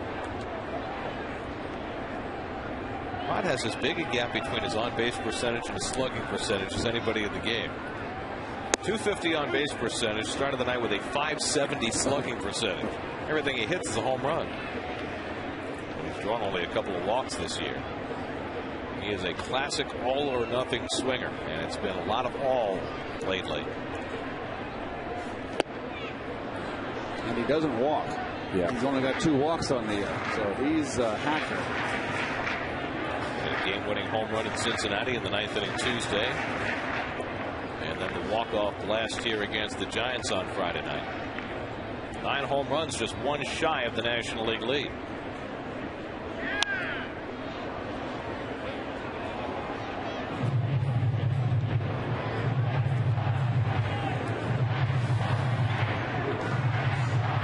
We were saying that Friday night game is the best one we've done all night, all year. It's probably because of Mike Pelfrey and Jonathan Sanchez, who got the ball, threw it, 3 strikes, competed. Crisp game. Yep. Barajas hanging in there. Well, meanwhile, Luis Adelano has retired 11 of the last 12, working with the 13-time Gold Glove catcher Pudge Rodriguez. And amazingly, when Adelano got his first win, he was only the 2nd Puerto Rican pitcher ever to team up with the Puerto Rican catcher Pudge Rodriguez to get a victory. Amazing. Wow. With all the years. Really? Jose Guzman, the only other one with Texas back in 91 and 92. There's tomorrow's starter for the Mets, Jonathan Neese.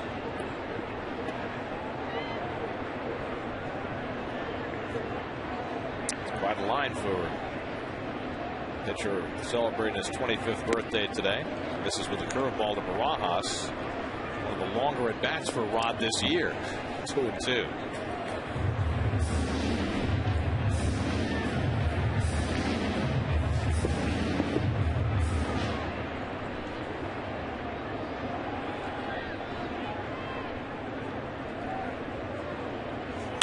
And he drives one to right center field. That's going to go up the gap. Cut off at the warning track by Bernardina, but Barajas into second base with a stand-up double. 3rd double of the year for Barajas. And the Mets' first extra base hit of the night. Well, it goes the other way with this fastball. That's how it's done. A little sinker that didn't sink here, but that's nice to see. We don't usually see Rod going the other way very often. That wasn't a bad pitch. Yeah. Nice job by Bernardino to get there and cut it off. I think Rod would have been thinking triple. No. That's a double help. So Maine up there looking to bunt him over to 3rd. John struck out his first time. And bunted right to the 3rd baseman, Zimmerman. Perfectly executed. 5-4 on the sacrifice, moving Barajas over to 3rd. So 1 away, Angel Pagan coming up. Let's check in with Kevin. A couple of injury updates for you guys. Talked to Jerry Manuel today, and he gave me encouraging news about Ryota Igarashi. First time he was on the mound today, threw with no pain to his hamstring on the mend. He looks to be on his way to hopefully getting back here soon, especially for the bumps in the road the Mets late relievers had this week. Meanwhile, the news for Carlos Beltran is really not great. Jerry said he's doing limited baseball activity, which is basically swinging a bat. He said he's close to the Jose Reyes program, basically hitting in a game and lightly jogging to first, but the problem is he hasn't run yet. And that's the big thing. He tried running once, he felt pain. Until he does that and gets over that hump, there's really no telling when he can be back, guys. Back to the mound. Barajas has to freeze. Adelano throws out Pagan, and that's the 2nd out. Let me throw one at you as well, Kevin. I don't know if you have any more information on it, but my understanding is that Fernando Martinez left the game yesterday in Buffalo with a leg injury. Have we heard anything more about that? I did not get any additional information on him yet. I mean, that's just so troubling. It's the 2nd time this year that Fernando Martinez has had an injury issue. He had a back problem earlier in the year. That's really been the problem, is that they wanted to see him get 500 at-bats, play every day. It's not been the case in his young career. Here's Castillo, who's walked and grounded out. Mets are 0 for 4 with runners in scoring position tonight. They loaded the bases in the first inning with 1 out, but Wright and Davis struck out. Now a runner to third here in the 5th with 1 out, but Pagan retired on the first pitch in a comeback. Castillo's driven in 7 runs this year. And it's too high, and Adelano behind 2-0 with Reyes on deck. And you see the outfield defense, of course, always shifting Louis to the right, opposite field, but very shallow. You got Dunn playing back and not an accomplished fielder. Would you consider a drag bunt? You could. Don't forget, Louis got that tender foot. And he thinks about the bunt. Zimmerman running in. Dunn never moved. Well, you're back that far wide. You know, it's not going to. You got to come in a little bit, but you're conceding right there. Really, Kennedy's got to shorten up a little bit. On 2-1, Castillo watches low and away. Change up on 2-1 to Castillo. Don't understand that. So maybe a chance for Reyes if Castillo can get aboard here. It's down 2-0 in the 5th. You throw a change up to Louis, hits it opposite the defense. That's a problem too. And it's on the inside corner. Castillo thought he had ball 4, but Laz Diaz said no. Yep, it's strike. Even though Pudge had to reach across the plate for it.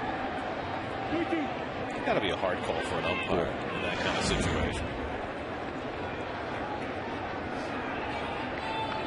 So 3-2 to Castillo. He drives one to center, but Morgan has it lined up. And that does it for the Mets. A leadoff double by Barajas, but he's stranded at third. 5 in the books. 2-0 Nats.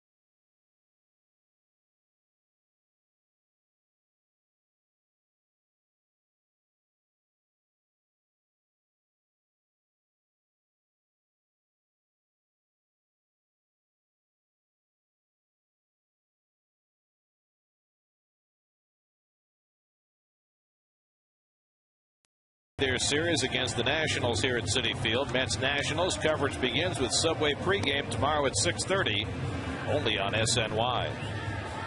Here's your AT&T trivia question for tonight. I'm loving these new graphics, by the way. Who is the only player to be on the winning team for 3 perfect games? Wow. Of course, yesterday Dallas Braden threw a perfect game for the Oakland Athletics, and going back through the annals of pitchers who pitched perfect games, might have been the most unlikely candidate ever. Well, you know, he had that little mix-up, flare-up he against Alex Rodriguez, for Alex running across the mound, and got really most people wouldn't know him in this area if it wasn't for that little dust-up.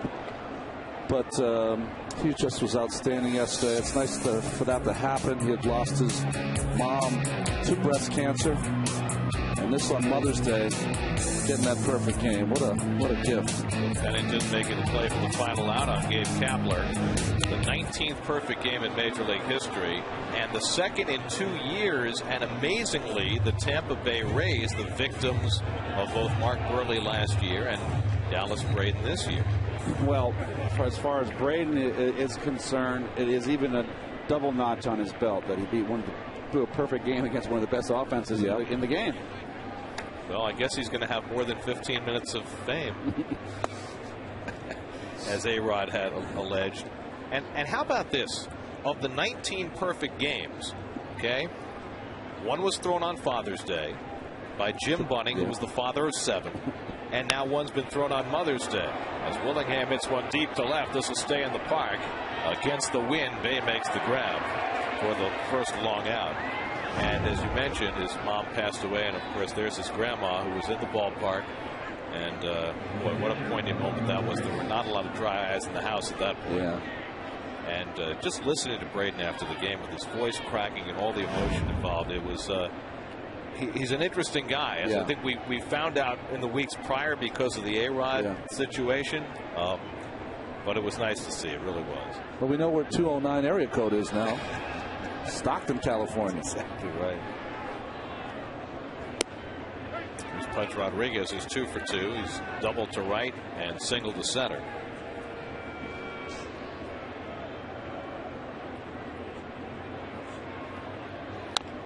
Off the end of the bat, and Maine ahead 0-2. John has settled in nicely after giving up the back-to-back home runs in the 3rd and getting out of some further trouble in that inning. He retired the side in order in the 4th, faced the minimum in the 5th.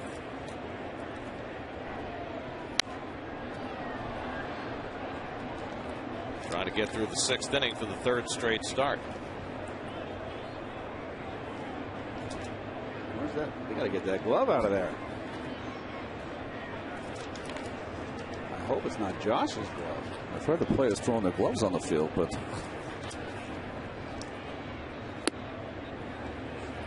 Maine just threw his 100th pitch of the night. I guess one of the fans must have lost their glove over the railing.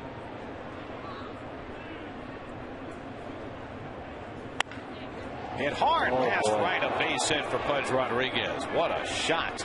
And Pudge is 3 for 3. This ball was scalded. Just completely ate up David. Wow. That was a bullet. I guess that's how you hit 400, almost 400 right now. Pudge Rodriguez, he has to hit the right field, center field, and now left field. With his 3 for 3 tonight, he's got his average up to 386. So 1 out and 1 on. That's the 6th hit for the Nats off John Maine. And here's Roger Bernardina, who's flying to center and grounded out to first. And a fastball strike.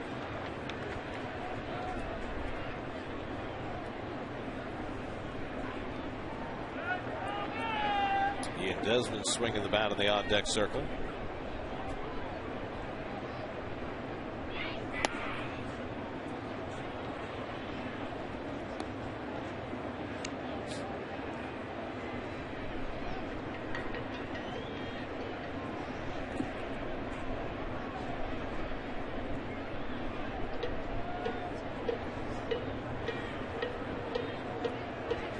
The 1-1, and Bernardina swings over the changeup. 1-2, one of the few changeups that John has thrown tonight. Boy, that was a good one. Not a strike, but the great movement, Ronnie, the sink.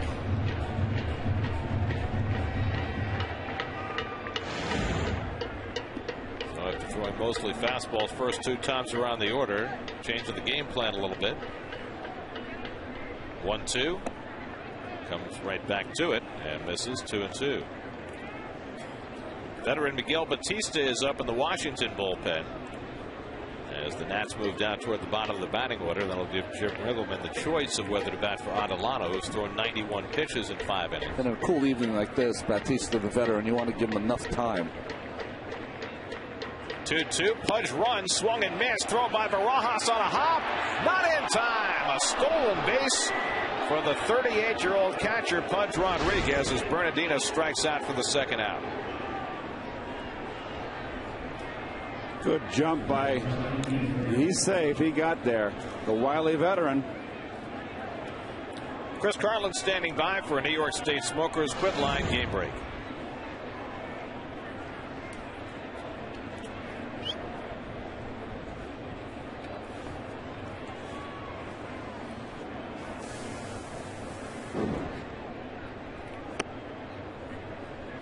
All right, Chris, it's good to have you back after a weekend. I hope you had a nice time, however you spent it. Mets are walking Ian Desmond intentionally to get to the pitcher's spot to force Jim Riggleman to make a decision on Adelano. Well, Willie Harris was out there getting loose, but let him hit. He's throwing a good ball game. Harris with a big smile on his face, knows that he was a decoy, but Jerry wasn't buying it. So the intentional walk to Desmond will be the 4th walk of the game for John Maine. And the Nats have 2 men on with the pitcher Adelano, who has looked pretty comfortable swinging the bat coming up. It's had a little expanded strike zone, but not a bad hack. Still looking for his first big league hit. 0 for 2 tonight, 0 for 7. If John can get through this little speed bump here, he's been remarkably consistent his last 3 starts.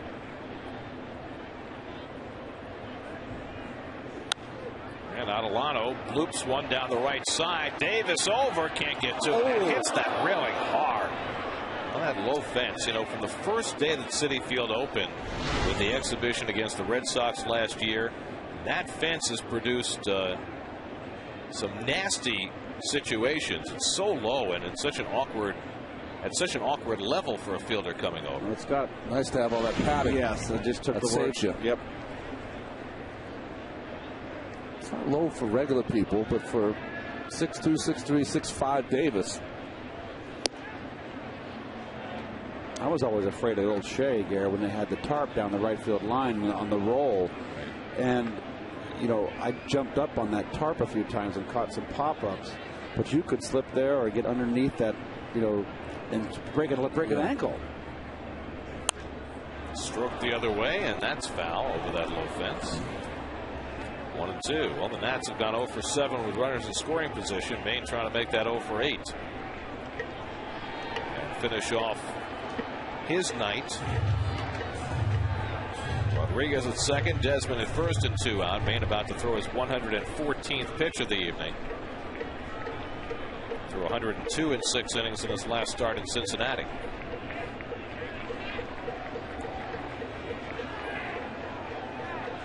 One, 2. On the ground, Castillo to his right, can't get it, base hit. Here comes Pudge around third. The throw by Pagan to the plate on a hop. Barajas the tag, and he's out at the plate. Angel Pagan guns down Pudge Rodriguez. Barajas with the tag, and the inning is over. Pagan playing shallow against the pitcher, and it served him well. A one-hop strike for the 3rd out.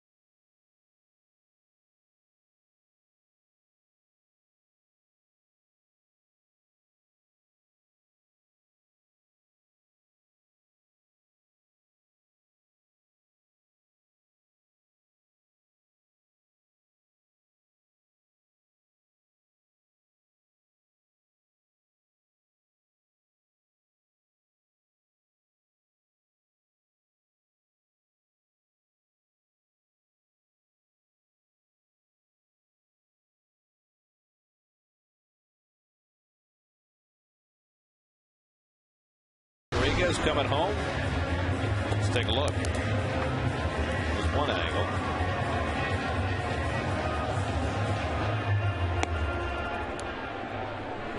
Here's the overhead camera brought to you by Pittsburgh Paint. The only reason I feel that he was not touched is that, watch Rodriguez. He goes back to the plate. If you've been touched, you don't go back to the plate. Rojas got the call. Nice throw by Pagan, huh? One hop, right home, right on the target. Take a look at today's Toyota text poll. Do you think the Mets should continue to bat Reyes third? We've asked this question from time to time. We'll ask it again today. A for yes, B for no. Text 57508 or SNY.TV to register your vote. And Mr. Reyes will not be hitting third in this inning. He'll be leading off the inning. Reyes bay and right to come up for the Mets against Luis Adelano, who, by the way, in the play that was made at the plate, got his first big league hit. And I'm wondering, after that tag by Barajas, did the Nats get the ball for Mr. Adelano? Here's Reyes is 1 for 2, and he takes ball 1. Anybody remembered to ask? Well, usually that ball will be taken out of play, but it always goes to the home side. So I wonder whether Barajas flipped it to a fan. There's Coors Light freeze cam. Let's check Rod here as he goes to tag. Got it. There you go. The string of his glove got him. Does that count? Yes. Why not? It's part of the glove. So if you have long strings, the string touches the leg, that's an out. It's an outrage. No, sir, I don't know the answer to that. I think he got more than just a string, though. I would say it's part of the glove. You were out. I think if you're hit by a pitch on your uniform, sure. Right, exactly. And I think that's why if you see a glove that has unusually long strings, they'll tell him to cut the strings. Walker, the right-hander. Doug Slayton just recently recalled by the Nats, the left-hander. Reyes shoots one toward the middle, but Kennedy on the backhand throws him out, 1 away. So Adelano continues to roll, gets the leadoff hitter out. Isanori Takahashi up in the Mets bullpen. Maine, after 114 pitches in 6 innings, almost certainly done for the night. Jason Bay has walked and flied out to left, 0 for 1. Mets have been held to just 3 hits by Adelano. Twice they've gotten a runner to third with less than 2 out, have been unable to convert. Maine pitched well tonight, but gave up back-to-back home runs to Kennedy and Zimmerman in the third, and that's been it. 1-0 to Bay.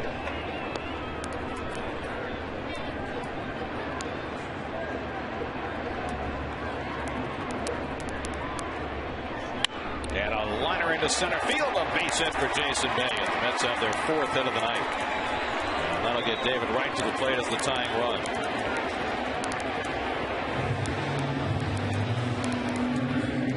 Well, David broke his strikeout streak with a pop up to second base his last time up. 0 for 2 tonight. Luis Adelano today celebrating his 25th birthday. Former #1 draft pick by the Braves back in 03, came through Tommy John surgery and out the other side, and he is 2-0 in his big league career. This is his 4th start, and pitching at Jim tonight. And David watches a fastball on the outside edge. Santurce in the Puerto Rican Winter League, the Santurce Crabs, I believe. This will be the 100th pitch of the night for Adelano. That's bounced foul, 0-2.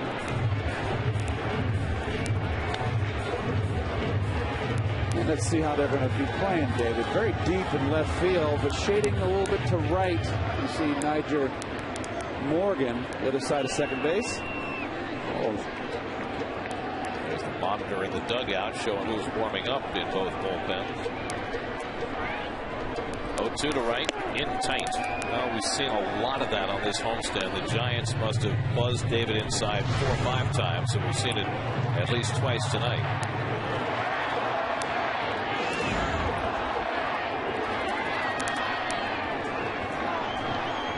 Two from Adelano. Line into left field, a base hit.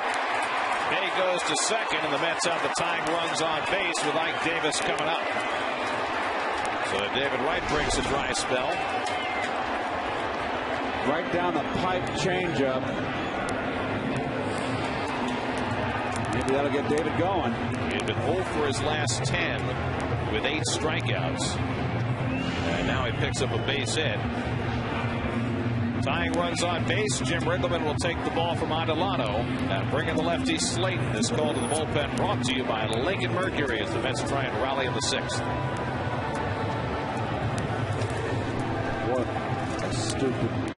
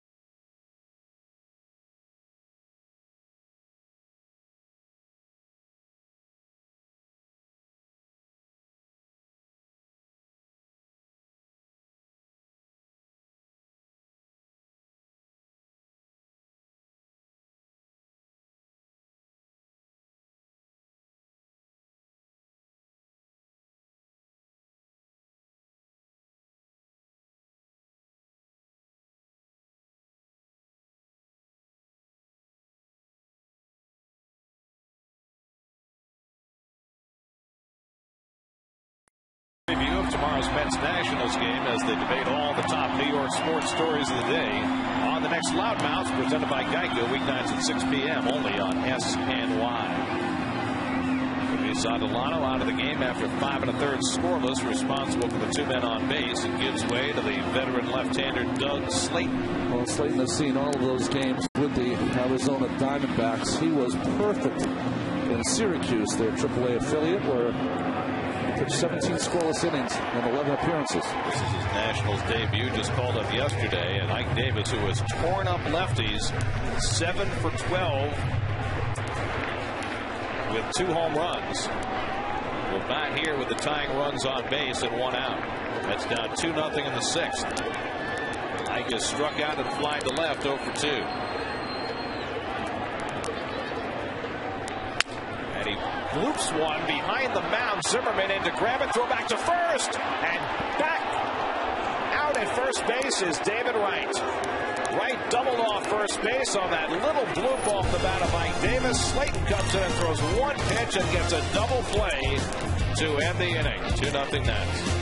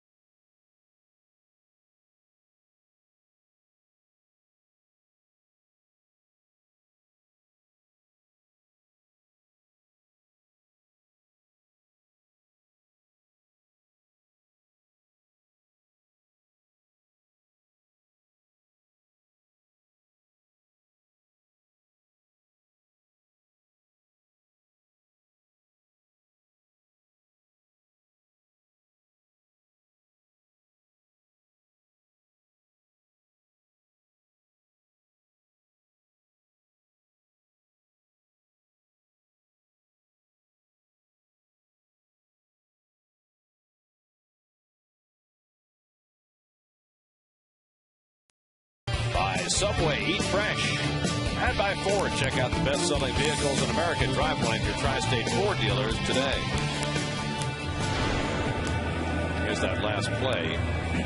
Now, Gary, you mentioned in break that there was not an infield fly because the ball was not hit high enough. The way the rule reads is any ball popped up to an infielder, not including a line drive. Now, I wouldn't call that a line drive. I guess the question is, where is the borderline between a pop-up and a line drive? I don't think that's a pop-up. Ron, you want to weigh in on this? I don't think it's a pop-up either. And also, there was a debate, and certainly the runners thought that, but whether that was going to drop in or not. David Wright caught off first base for the double play. And so we go to the 7th with Isanori Takahashi on the mound. Well, Takahashi in his 12th game here. Let's see, 19 2/3 innings as he has been outstanding out of that bullpen. I know there's been some discussion of putting Takahashi in the rotation, but I don't know how you do it. Jerry Manuel and Ray Ramirez, the trainer, coming out after Takahashi had warmed up. I thought it was for David. And it is apparently something concerning them about David Wright.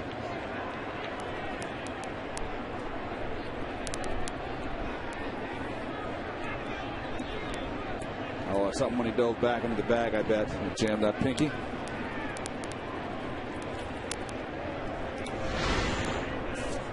There's that slide back into first. Oh, he might have got spiked. Shake that hand after it went back in. But convinced his manager and his trainer that he's good to go. Well, Nigel Morgan might have seen that and said to himself, you know what, I'm going to lay one down, see if it is okay. David's playing way in at third base. 4th time around the batting order. Morgan 1 for 3, singled back in the first, tried to bunt his way on in the 3rd, and Barajas threw him out. And Takahashi ready to go. And it's fouled back. Takahashi last pitched on Saturday. He was the winning pitcher, pitched a 1-2-3 11th, and then got his 3rd win of the year when Henry Blanco hit a walk-off home run in the bottom of the inning. Oh, good breaking ball. I tell you what. There's what Takahashi's done over the last 5 days. Had that brilliant 3-inning effort on Wednesday in Cincinnati. That's a nice graphic. I like that a lot. Well, it just gives you an idea of the way the bullpens are used these days. Of the workload recently for these guys who get so much work in. It's not just obviously the work they do in games, but the number of times they get up at the bullpen in between. 1-2 to Morgan with Kennedy and Zimmerman to follow in the 7th. And it's popped up. Wright going back. Reyes coming over. Reyes calling and making the running grab. Winkamp pushing that ball toward the line and across. And Reyes turned on the Jets, one away.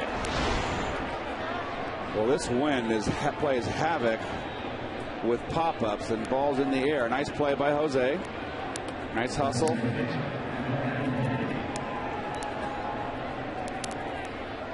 Make this kind of catch. Got a little pat on the back from the fans. Nice. Falling in the stands, too. So 1 out. Here's Adam Kennedy, who opened the scoring with a home run into the seats in right field in the 3rd, his 2nd of the year. He's also walked twice today. And now facing the left-hander Takahashi. And takes a strike. John Maine threw 114 pitches over 6 innings, allowed 2 runs, 6 hits, walked 4, 1 intentional, struck out 5, allowed the 2 home runs that have been the totality of the scoring today. To Kennedy and to Zimmerman back-to-back in the 3rd. Kennedy pops this one up. Davis back. And settles under it for the 2nd out. So 2 pop-ups generated by Takahashi, and he's got the first 2 outs in the 7th. Takahashi can pitch. He knows what he's doing out there. Throws strikes. Very rarely throws the same pitch twice in a row. He's got 3 quality pitches to get you out. And I love Igarashi. I mean, when he comes back, that'll be a nice addition to that bullpen. Well, at age 35, Takahashi has done a tremendous job making the transition not only from Japan to the U.S., but from starting to relieving, something he'd done only marginally in the past. Well, here's Zimmerman, who's hit the ball hard all 3 times today. Lined out to right, hit a home run, and then hit one to the fence in right that Francoeur caught and turned into a double play. And the slow curve drops in for a strike. I think Zimmerman's going to see a steady diet of changeups at some point off Takahashi.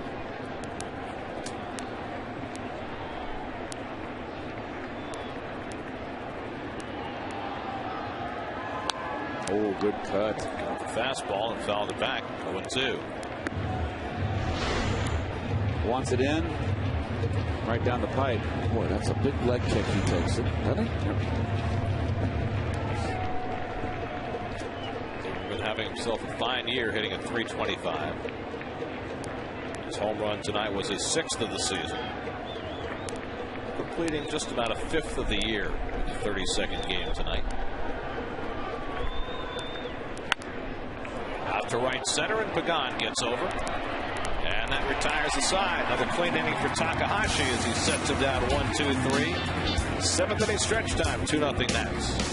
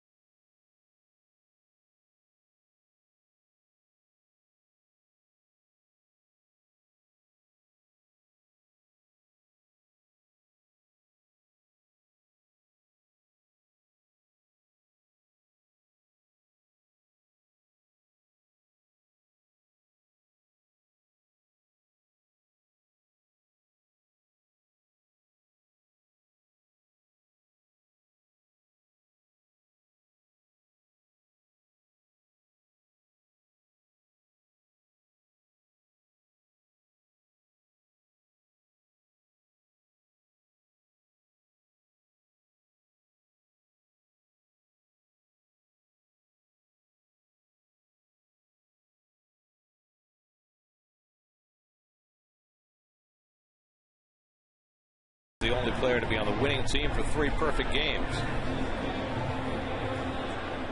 And your answer? Paul O'Neill. How about that?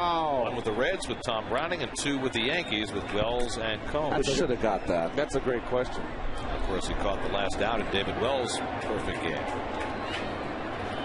Jeff Francoeur leads off in the home 7th. Doug Slayton stays on to face him and throws a breaking ball high. Slayton came on with 1 out of the 6th through 1 pitch and got 2 outs. On the bloop by Ag Davis, with David Wright getting doubled off first. Francoeur 0 for 2 tonight, struck out and flied out, and jumps away 2-0. Rod Barajas on deck, then the pitcher's spot for the Mets here in the bottom of the 7th. Mets offense has gotten a couple of runners to third with less than 2 out, but has been unable to convert. Francoeur chasing a pitch out of the strike zone on 2-0, down by 2 runs. Sean Burnett, the lefty. Tyler Walker, the right-hander, in the Washington bullpen. You have Tyler Walker here with the Mets for a while? He started out his career as a Met. 2-2 to Francoeur. Starter, too, didn't he? Yep. Didn't go so well.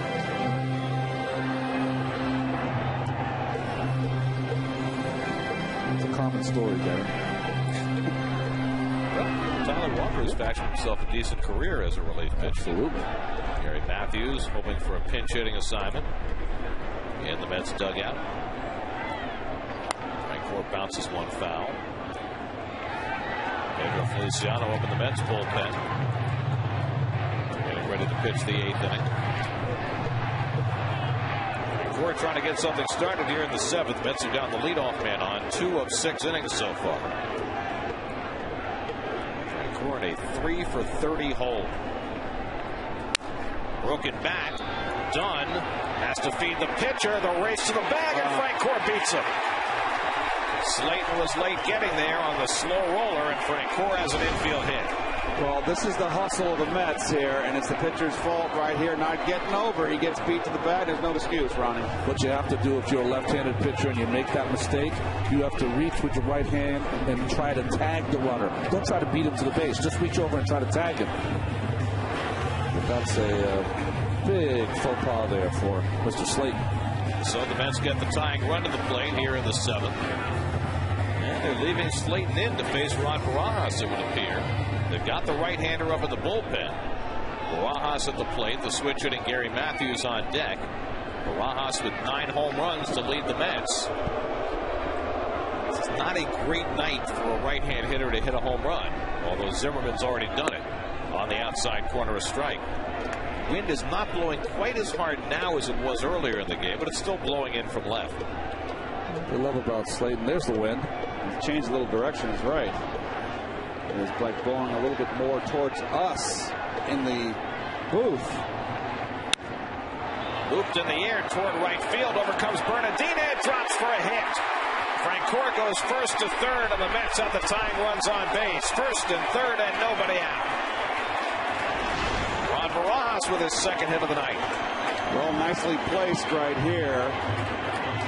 Good read by Frank Court. Knew all along where the right fielder was.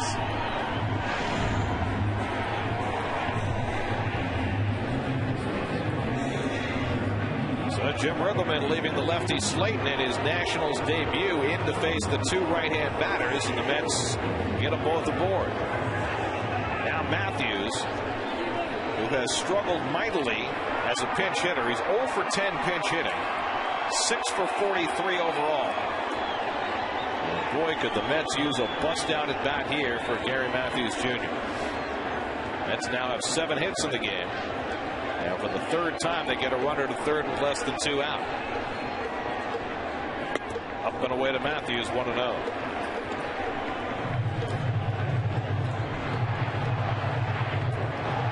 Court at third, Barajas at first, with nobody out in the inning.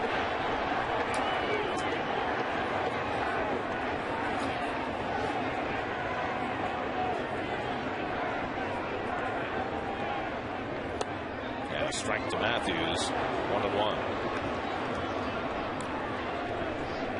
Gary was sharing time with Angel Pagan in center field early in the season, but Pagan took that job for himself. And it's been hard for Gary to get in the lineup and hard for him to get hits off the bench. It's looking for their first big hit with runners in scoring position tonight. And a good breaking ball by Slayton to get him ahead 1-2. A big bender here.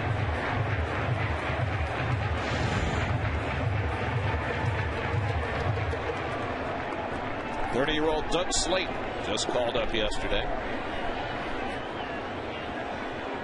4 years with the Diamondbacks. 1-2 to Matthews. There's the breaking ball at his feet, and it's 2-2. Slayton has 2 different kind of breaking balls. That big overhand curve and that little swerve or slider. Makes me think of that one. He's going to try to throw a little sinker right here away. Try to get a better play. Nationals have got good bullpen work. They've played a ton of close games and won a majority of them. Trying to hold the lead in the 7th. 2-2. And Matthews goes down swinging at the fastball. And Gary's struggles continue. Here's the first out of the inning. Let's check in with Gary Apple back in the studio to see what's coming up tonight on Geico Sports Night. All right, Gary, going to be inside the Mets clubhouse with more reaction from tonight's game. Plus, Rex Ryan, he's at it again. Don't want to miss what he had to say. Another bold prediction from Rex, and Dallas Braden's grandmother still talking. We'll see you tonight. All right, Gary, now Angel Pagan will step in. 1 out of the bottom of the 7th. With the Mets down 2-0, first and third. For Pagan, who's gone 1 for 3 today, singled and stole a base back in the first. And Slayton misses low and away with a fastball for ball one. Interesting call here by Jim Riggleman, leaving Slayton on to face all these right-hand hitters. It's not like he's seen a lot of Slayton before, but clearly has confidence in him against the righties. He's got the right-hander Walker ready in the bullpen. Pagan fouls it back 1-1. Good cut by Angel. Of course, the other thing he knows is that Angel has been much better as a left-hand hitter this year than he has been as a right-hand hitter. Well, that's one you want back right there. Right down the middle and up before you have a good swing on it and you foul it back.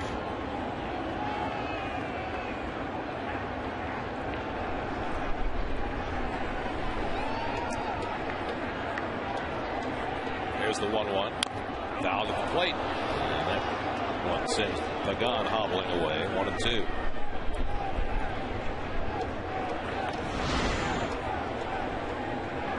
Well, my inclination, whenever a guy would foul a ball off his foot, was to go back in there. You know what's happening when you get hit in the ankle like that? As the infielders are all coming in to the pitcher's mound here to have a little conference for the Nationals. But what happened? Rodriguez is going out there to give, I guess, he wouldn't really want to do that. He want to get Pagan back in there as quickly as possible. That just shows the leadership of Rodriguez right there as he called that meeting. And you see Jim Riggleman.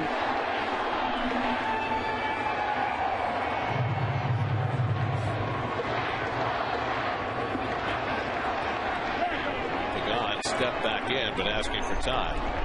Riggleman going against the book. You don't see it very often. I don't mind it. I haven't got a problem. You got a sinker ball pitcher out there looking for a ground. Tough guy to double up in Pagan. 1-2 to Angel. Comes inside, and it's 2-2, just as you called it, Ronnie. Just like Gary Matthews Jr., Keith, I think he might have set that little sinker away up with that ball inside. He can do anything he wants to do. He can go back to a breaking ball. Yes, either one you can't complain here. It's either a sinker away or a breaking ball. Going back in. Now Pagan swings, breaks his bat. Slayton's got it, throwing home, and now Francoeur in the rundown. Pudge runs him back toward third, sliding, and he's out. Pagan almost got under the tag by Zimmerman, but couldn't escape. 1-2-5 on the fielder's choice for the second out. Well, tied him up inside, Ronnie. We were wrong. Good call by Pudge. Nice heads up by the pitcher. Just got to get rid of this ball just a little quicker. Made that play close.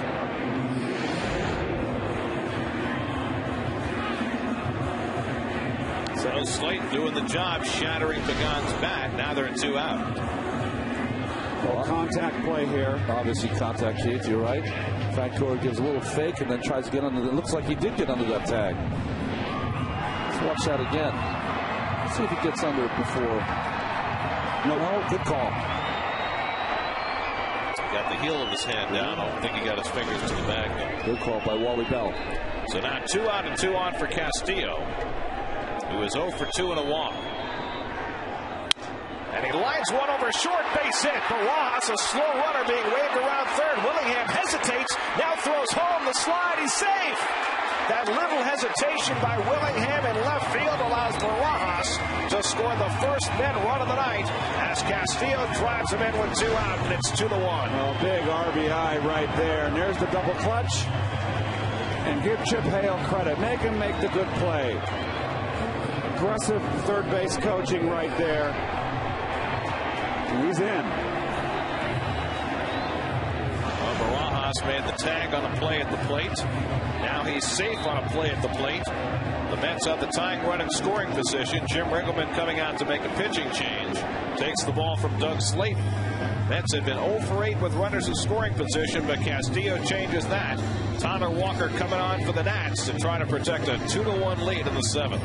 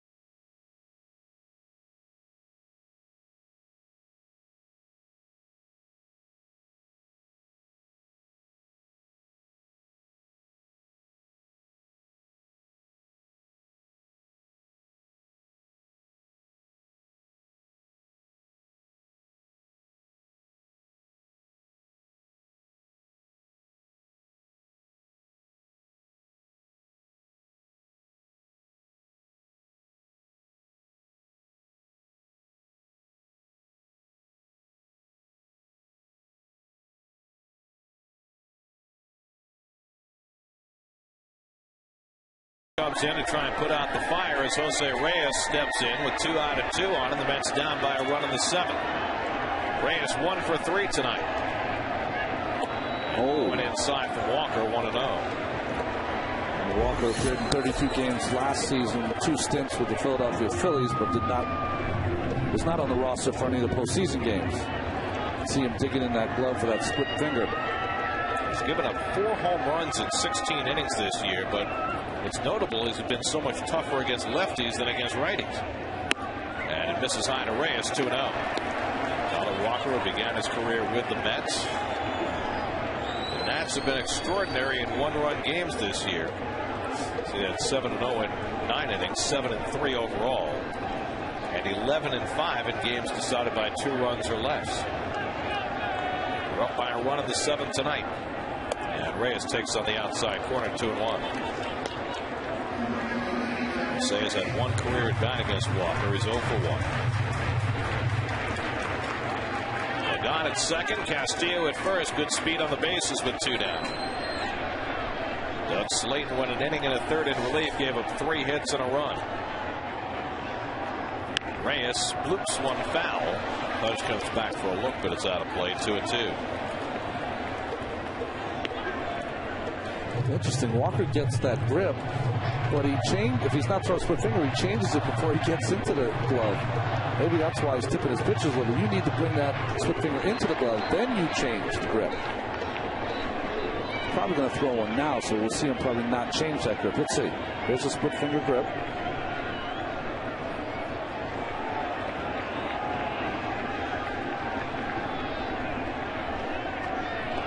Looks like he did not change it. Oh boy, right there to hit. Did not go down hardly at all. That was called sitting on a tee. Jose had a big rip at it.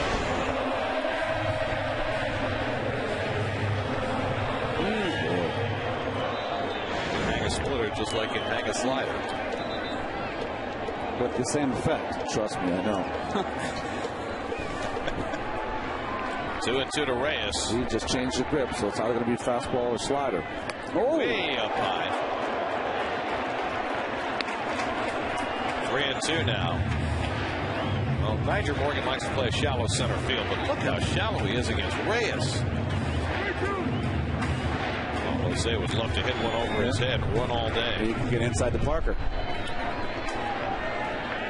Morgan's thinking he wants a shot at getting Pagan at the plate on a single. There's a lot of room behind him. 3-2 to Reyes. The runners get set to go. And it's in there for a call, strike 3. Reyes down looking, called out by Las Diaz. Reyes throws the bat down, and now the helmet, and now he's been thrown out of the game.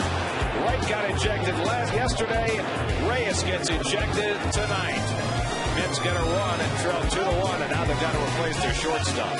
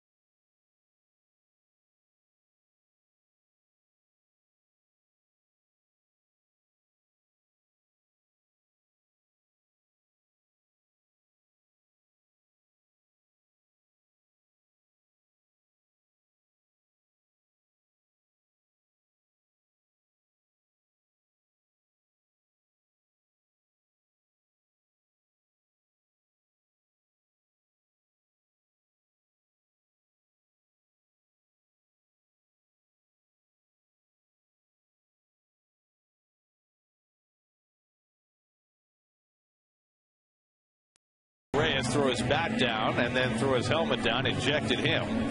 Good slider, fooled Jose. It's a strike. Let's see if it got the corner. If it got the corner, it was high enough. And it's got the corner. Just a pitcher's pitch. Yep. Great pitch by Tyler Walker to get Reyes looking, and Reyes threw the bat down, and Diaz said, "That's fine." And that's another one, and that's an ejection. And then Jerry Manuel came out to argue, and Diaz, after a little tete-a-tete, threw him. That was not a very emphatic ejection, I must say. Very soft hook. So before yesterday, the Mets had not had anybody ejected all year. Yesterday, David Wright got run, and now today, Reyes and Manuel. Alex Cora takes over as shortstop, and Pedro Feliciano wanted to pitch the 8th inning. Well, really, it's just the frustration that you get when the Mets have struggled a little here in this game, getting runners in.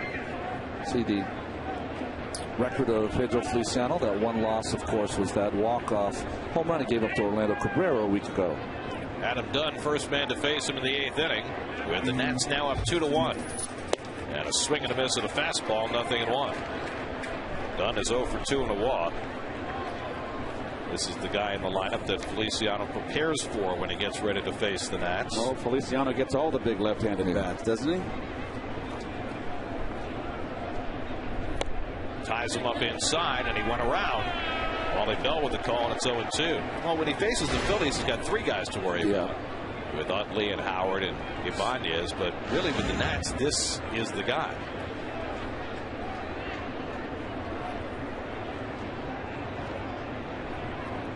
Two, low. Well, with Jerry Manuel ejected from the game, that means bench coach Dave Joust has taken the lineup card and has the reins.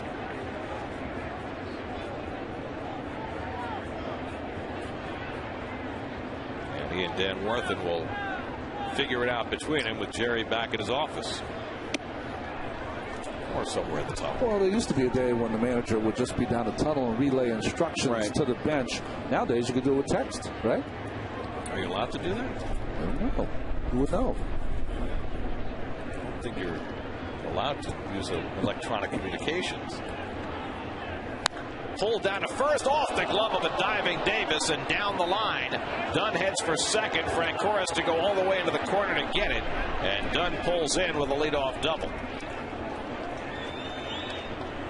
So Dunn now 8 for 21 against Feliciano. Well, watch this rip. That in between hop tough. I just overplayed it a little bit there. The ball came up. Tough chance. We'll get a pinch runner for Dunn, as Willie Taveras will come in and provide speed for possible insurance at second base. So Dunn leaves after a 1 for 3 night. Check out the IOTV pitch differential on the pitch to Dunn. Wanted it down and away, and it just stayed right down there in the middle of the plate, down. Dunn's happy area. So Feliciano has a jam to work out of. Taveras, the pinch runner at second with nobody out. Josh Willingham is 0 for 3 tonight. Fly down to the warning track and left his last time, and he takes a fastball for a strike. Andrew Mejia up in the bullpen for New York. There's Pedro Feliciano's last 5 days, pitching for the 3rd straight day after a scoreless inning yesterday. Off-speed pitch, and it's 1-1. I like that graphic. It's very helpful. You know, it's really helpful too. The pitches, the pitch count, how many pitches they've thrown in each appearance.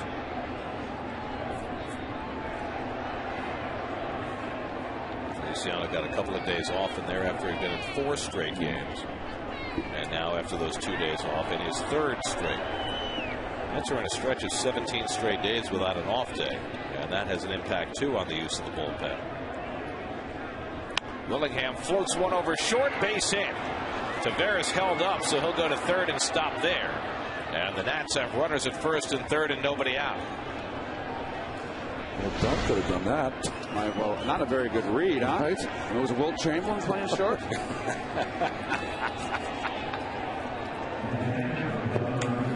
Well, Tavares trying to make super sure not to cost Willingham an RBI.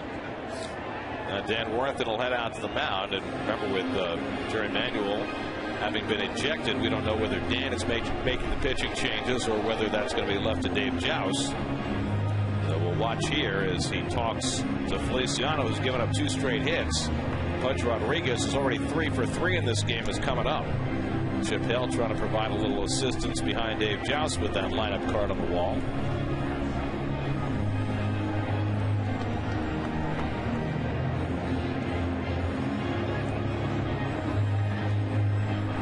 So Feliciano will stay in to face another right-hand batter. A red-hot right-hand hitting batter, Navan Rodriguez. Double to right, single to center, single to left. So he's used the whole ballpark, and he's 3 for 3. I got to play the infield here now, down by a run in the 8th. I think you got to play it halfway. And that's where Castillo and Cora station themselves. You got a fast man at third in Tavares. Not a fast man at first in Willingham. Brian Bruni up in the Nats bullpen. And it's off the plate to Pudge, 1-0. 13-time Gold Glove winner. 14-time All-Star. Future Hall of Famer. What a year in '99 he had. Wow.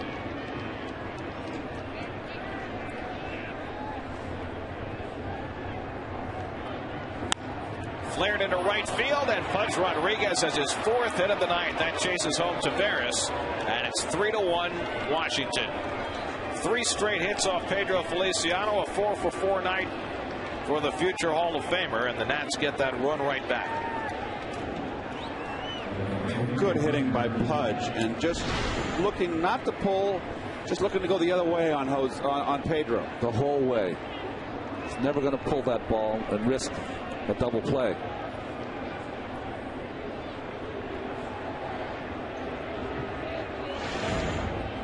So the Nats now with a 2-run lead and a chance for more. First and second and nobody out. Roger Bernardino, a left-hand hitter coming up, and the Mets will play for the bunt here, I'm sure. Absolutely. You could, with the slow-footed Willingham, you could put the wheel on here. He lost some speed, though. Cora versus Reyes. And a fastball misses for ball 1. But the other thing about this is Bernardina is an extremely fast man from the left side. If you're the Nats, why wouldn't you risk him putting the ball in play and see if he can make something good happen? Well, I think that you're trying to add on here. I think that's a good play to have him bunt and get 2 runners in scoring position. I agree. These 2 insurance runs are critical. Huge. Very critical. Now Feliciano behind 2-0, so it's a struggle here for Pedro after giving up the leadoff double on a scorcher by Adam Dunn. Willingham and Rodriguez have followed with base hits to produce a run, and now he's behind 2-0 on the late hitting Bernardina, who's trying to give him an out. He bunts and misses, and it's 2-1. Well, he stabbed at it right here. That's a stab. Oh, good chop. Interesting that these guys who bunt for base hits sometimes find it difficult to just sacrifice. And again, big and step. it's 0-2. It's 2-2. He's not doing himself any favors. What he's doing is getting right on the plate. And as soon as he turns around, Pedro Feliciano, because he has that sidearm delivery, it's kind of startling him. He should just square around, completely square and face Pedro. Now let's see if they keep the bunt on with 2 strikes. Is that last one? See how it buckles him just a little bit? Because where that ball's coming from. Set to swing, and he takes it outside, and it's 3-2. 3-2. Couple of 32s. Brian Bruni on the left, Henry Mejia on the right. Love the new configuration of that bullpen. Looks like a split screen. It's an optical illusion. 3-2 to Bernardina. Swing and a miss. He struck him out. So Bernardina unable to get the bunt down. And Feliciano has his first out of the inning. Let's check in with the studio. Chris Carlin standing by with a New York State Smokers Quit Line game break.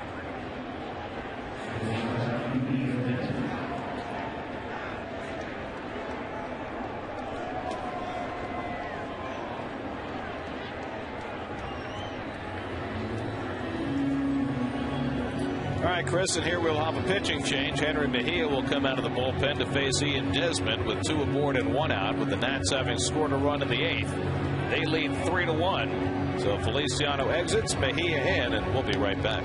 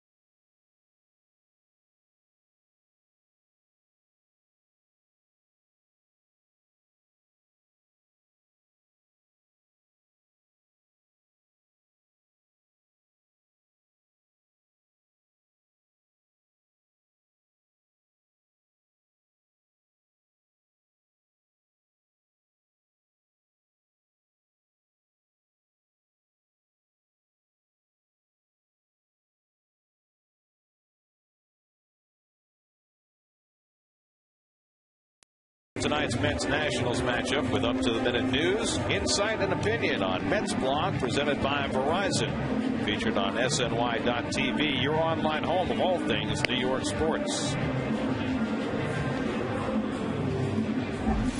Henry Mejia on to pitch for the 3rd straight day. Well, he had a string of 9 1/3 scoreless innings until he gave up the two-run home run to Aaron Rowan in yesterday's ball game. He wound up the losing pitcher in yesterday's game. They come on to face Ian Desmond with runners at first and second and 1 out in the top of the 8th, with the Nationals leading 3-1. Desmond 0 for 2 and an intentional walk. Willingham at second and Rodriguez the runner at first. Mejia, the 4th Met pitcher of the night, and he comes inside with a fastball, 1-0 to Desmond. See Mejia after a few days off, pitching for the 3rd straight day. 23 pitches yesterday. So 20-year-old who had been a starter before this season, learning about life in the bullpen.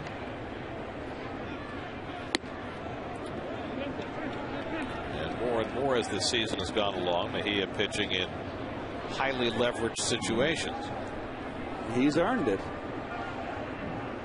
Good job against his first batters for the most part, but he's behind here on Desmond 2-0. In a spot where the Mets could use a double play ball. Willie Harris has come out on deck to pinch hit. And Desmond asked for time. The inning began with Adam Dunn's double off Feliciano. There's Harris on deck. Willingham singled to send the pinch runner Taveras to 3rd, and Rodriguez singled him home.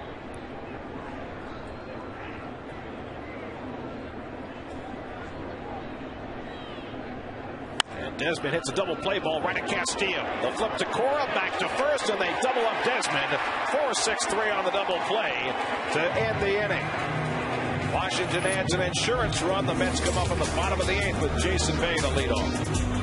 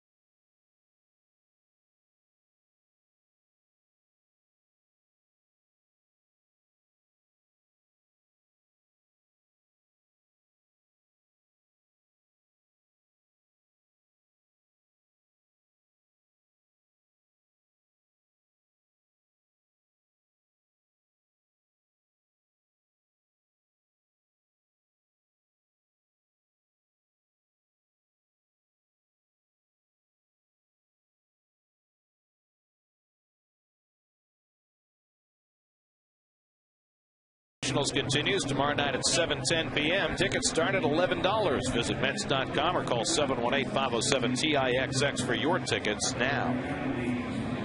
There are your probable pitchers tomorrow. A couple of lefties, John Neese against Scott Olson.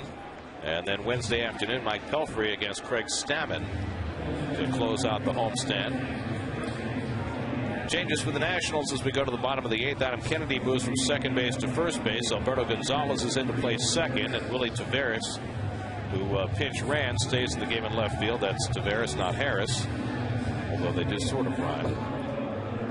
Jason Bay will lead off for the Mets against Tyler Walker, who came in to get the final out of the 7th when he struck out Jose Reyes, who was subsequently ejected for arguing the call.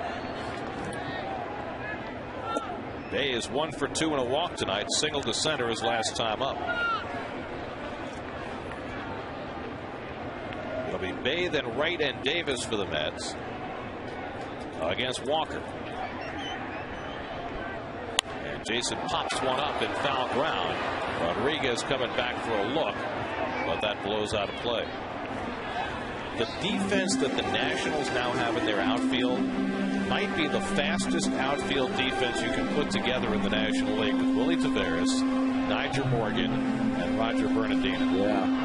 Nice defense to have in this big ballpark at City here late with a 2-run lead. Reminds me a few seasons ago when the Mets used to put belts on Carlos Gomez and Andy Chavez in the outfield.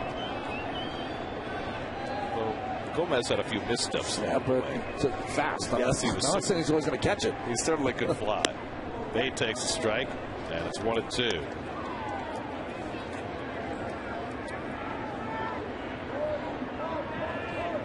Mets have 8 hits tonight. Castillo is driven in the only run with a 7th inning single. Bay doesn't chase the slider, and it's 2-2. Jason is 2 for 6 in his career against Tyler Walker. Started out his career with the Mets, went to the Giants for 3 years, Tampa Bay, back to San Francisco, and then the Phillies last year. Blowing inside, the full count to Bay, 3-2. Boy, that could have been a strike right there. Close pitch to take. David Wright on deck. David had a base hit his last time up, trying to get his bat going. Mets need a base runner down by 2 in the 8th. And it's in for a call, strike 3, and Bay knew it. Took the slider. So Walker's faced 2 batters and struck them both out looking. Same thing he did to Jose Reyes last inning. 3-2 hammer. Wow. So 1 out. Now David Wright, who is 1 for 3 on the night, single to left his last time up.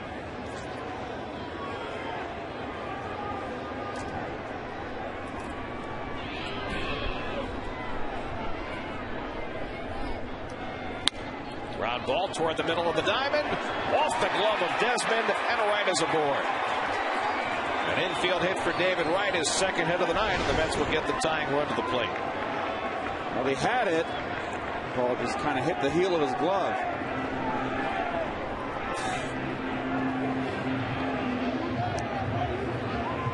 Just makes you kind of wonder about the hands of Desmond.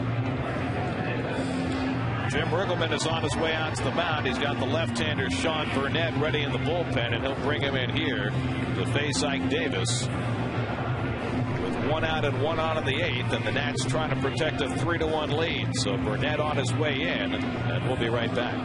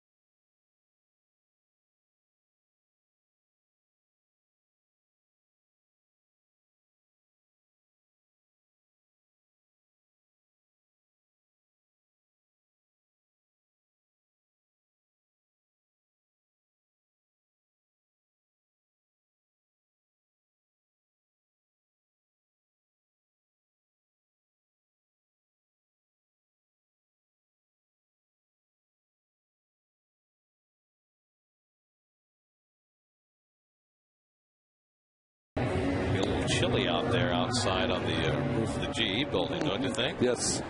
20-mile-an-hour winds out of the northwest tonight. Temperature right now around 54 degrees.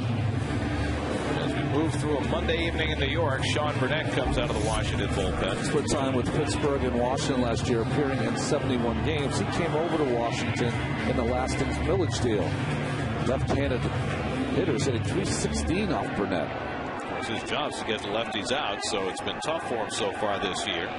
Ike Davis faced a lefty his last time up. They brought in Slayton to face him, and he blooped one to Zimmerman that turned into a double play. Right at first and one out. And Davis takes outside for ball one. Burnett, one of those guys that steps almost into the first base dugout, comes across his body. He had Ike stepping in the same direction on that first pitch. He really comes across his body. Ike is really stepping in the bucket. Well, he always does. So he does step in the bucket. You see, look at, he almost looks like he's going to throw it this way. Stiff front leg. So Burnett now behind 2-0. Line the other way, base hit. So Davis gets the hit against the lefty. He's now 8 for 14 against left-hand pitching, and the Mets have the tying runs on base. Nice hitting here. Not trying to just keep the rally going. Nice inside out there. Beautiful.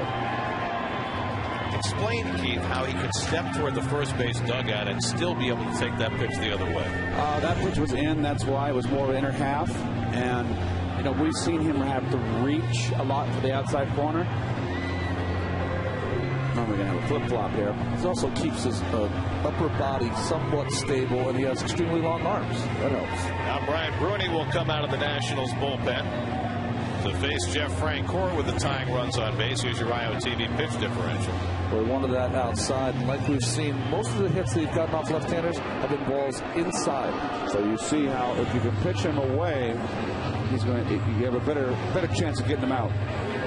So Jim Riggleman comes in to make a double switch. Bruni coming in, 3-1 Washington in the 8th.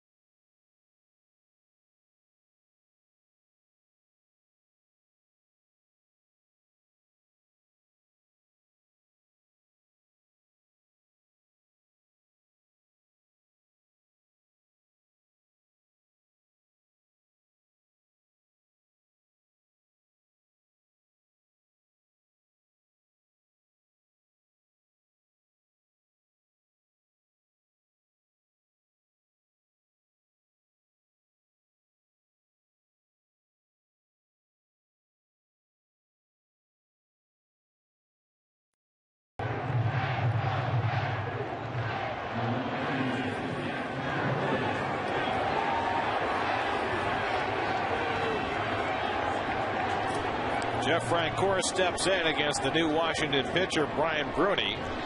Tying runs on base with 1 out of the 8th. And Francoeur takes upstairs for ball 1. A big uh-oh from Met fans as Willie Harris takes over in left field. Willie Taveras moves to right field. And Bruni, the 5th Washington pitcher of the night. With the Yankees last season, appearing in 44 games. 367 the right-handers are hitting against him. Francoeur trying to Make that even worse. And Bruni falls behind 2-0. So Burnett came in, fell behind Davis 2-0, and Ike poked a base hit. Now Bruni throws 2 straight balls to Frank Cord. Jeff tonight 1 for 3. A broken bat infield hit his last time. Rod Barajas on deck. Frank Cord takes a big rip and fouls it back 2-1. David Wright with an infield hit. Ike Davis an opposite field single. They're the tying runs here in the 8th inning. Mets have 10 hits in the game, but looking for that big blow. Frank Cord 2 for 2 in his career against Bruni.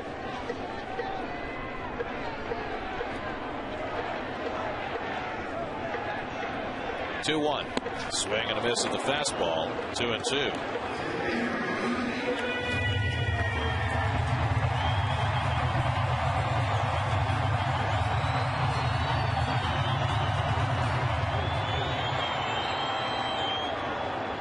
Got to throw another fastball here. Don't waste any time. As opposed to what Bruni does. And he gets Frank Cord swinging for the second out. All heat from Brian Bruni, 2 down. Wow. Well, Willie Harris, we mentioned him and the catches he's made against the Mets. This was the first series between the Mets and Nats this year. The last out of the game, a diving grab by Harris against Rod Barajas on what would have been a game-tying hit. And don't worry, Met fans, we won't show you the rest of the B-roll of his circus catches that have thwarted Met victories. Well, who comes up now but Rod Barajas, hoping to achieve a better result this time. Rod has done a good job of keeping the ball away from where Harris is patrolling right now. He's hit the ball to right field 3 straight times and has a double and a single to show for it. Mets are just 1 for 11 with runners in scoring position tonight. And Rod fouls the first pitch back, 0-1. Slider from Bruni to start him off. Boy, a dead pull hitter like Barajas, even though he's gone twice to right field today. Boy, the right fielder out there, Tavares, is like playing him like a left-handed pull hitter. Frank Catalanato's come out on deck to bat for the pitcher if Barajas can keep the inning going. And Rod tries to hold, and he did. First base umpire John Hirschbeck with the call, 1-1. Manny Acosta on the left, Francisco Rodriguez on the right, getting loose in the Mets bullpen. Barajas has 2 career at bats against Bruni, 1 for 2.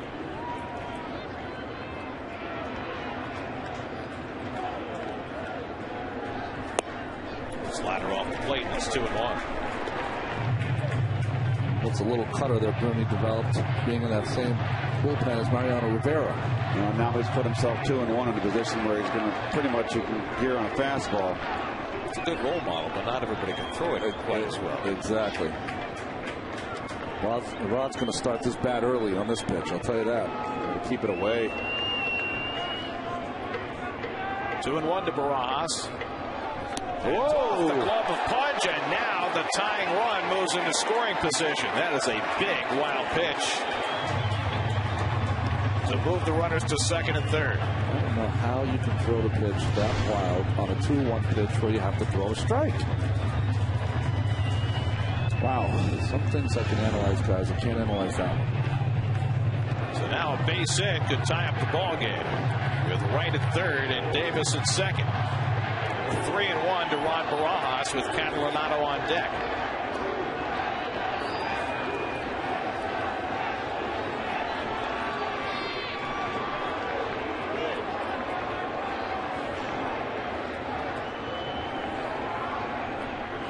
On 3-1, Barajas swings and pops one foul back and out of play. He takes a cut. That means Jesus. It's like he had back pains watching him swing. Coming out of his shoes. Hardly any stride. It's a power swing. Well, he takes a home run cut, but he's in a situation now with 2 strikes where he only needs a single to produce. See him there, he's speaking to himself. See the ball, see the ball. It's very basic. Yeah, see ball, hit it. Like, do it. See the ball. There's 3 of them now. He just wants to see one. 3-2. Popped it up. The shortstop Desmond there waiting for it. And Bruni sets the Mets down. Strikes out Francoeur, gets Barajas to pop up, and the Mets strand 2.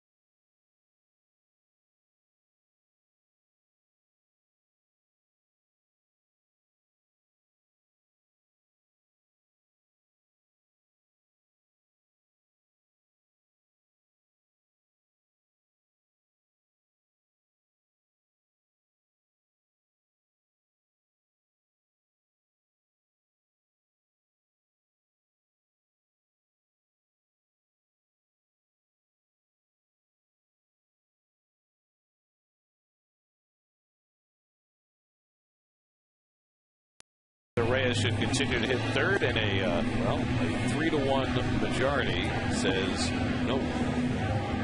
So we'll pass along the results to Jerry. Just, well, he's watching. Actually, that's right. He's back in his office. I'm sure he's witnessing it as we do.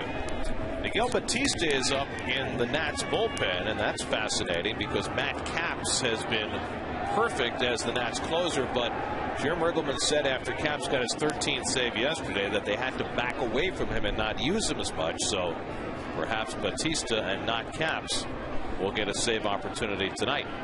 Meanwhile, Henry Mejia, who came in to get a double play to end the 8th, stays on to face Willie Harris starting the top of the 9th. And Harris slashes the first one foul. Our next text poll question tomorrow should be, okay, you don't want Reyes hitting third. Who do you want hitting third? You read it. I've always not eaten nothing. You speak that way naturally. Next time, try to swallow first, okay? Who would you prefer to hit third in this lineup? I mean, well, earlier in the season, David Wright was hitting third.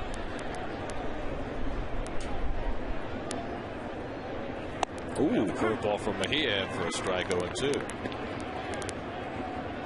Boy, when he drops that off the table, it's quite a pitch. Nice pitch. I guess the question is, what are your choices? Yeah, well, that's the thing. That the length in the lineup. That's why Reyes is batting third. Just don't have a lot of choices.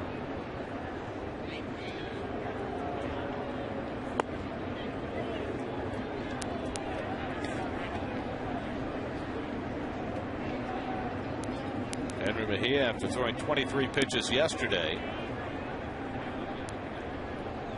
got 2 outs in the 8th, now starting the 9th. And a broken bat grounder. Castillo to his right on the backhand, and he throws out Harris as Mejia had to get out of the way of the short of bat that headed toward the mound.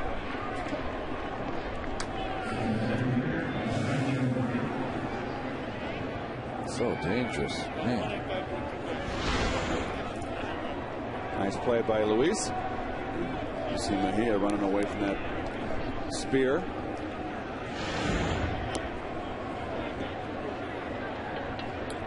So 1 out now. Nyjer Morgan, who's 1 for 4 on the night, singled to open the ball game and stole a base back in the first. John Maine is on the hook in this game for New York. He pitched well, but gave up back-to-back homers to Kennedy and Zimmerman in the third. 2 runs, 6 hits over 6 innings for Maine. Takahashi pitched a 1-2-3-7. Feliciano gave up a run in a third of an inning in the 8th. Now Mejia ahead on Morgan with Kennedy on deck. Curveball back past Mejia off his bare hand, barehanded by Cora, and safe at first is the speedy Morgan. Now let's see if Mejia's all right after taking that ball off his bare hand.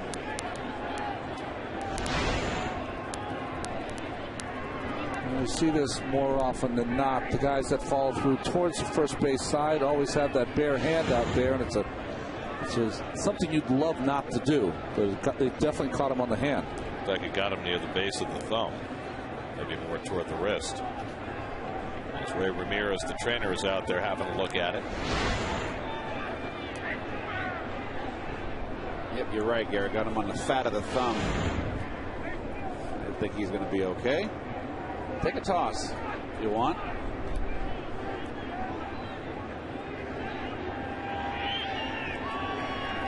Well, they're going to make him take one. Dave Joust, the acting manager, is out there, along with Ray Ramirez, the trainer. Dan Worth and the pitching coach coming out for a look as well as Mejia throws a warm-up. 97. Okay, we're fine. Let's go. Right.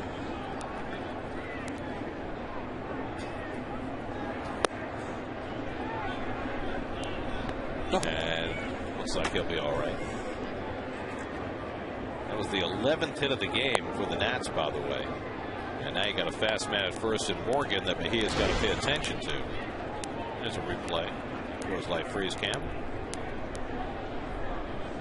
And the reason you don't want to do that, that caught him on the fleshy part, which is good. Yes. When it hits you on the end of the thumb, it could break your thumb. Yep.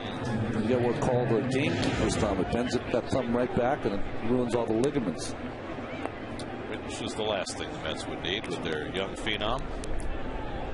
So here's Adam Kennedy with 1 out and 1 on. Morgan has already stolen a base tonight, has 7 for the year. Kennedy has a home run. That was back in the third, the first run of this game. And a soft toss, and Morgan laying out. Didn't really need to.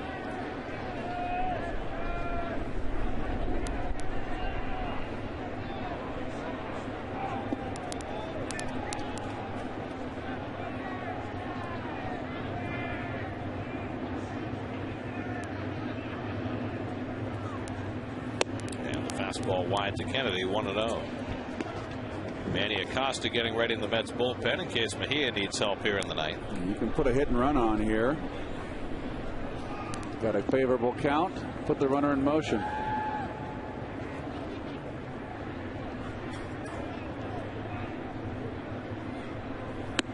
Yeah, fastball strike to Kennedy, 1-1.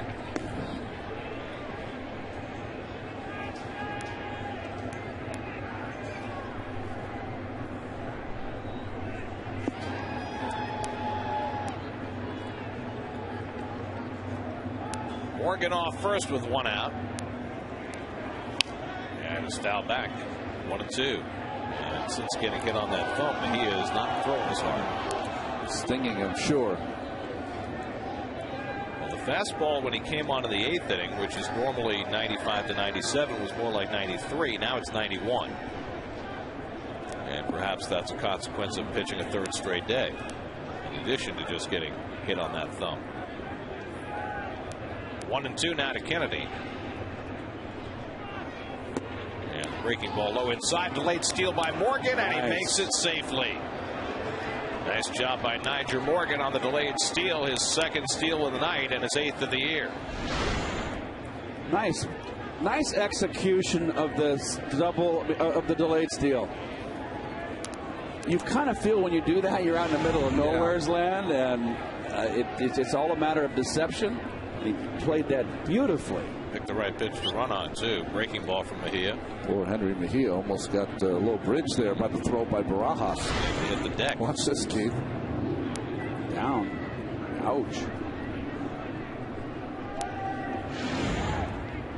2-2 now to Kennedy with a runner in scoring position. Cora makes a break to the bag, and Mejia holds the ball.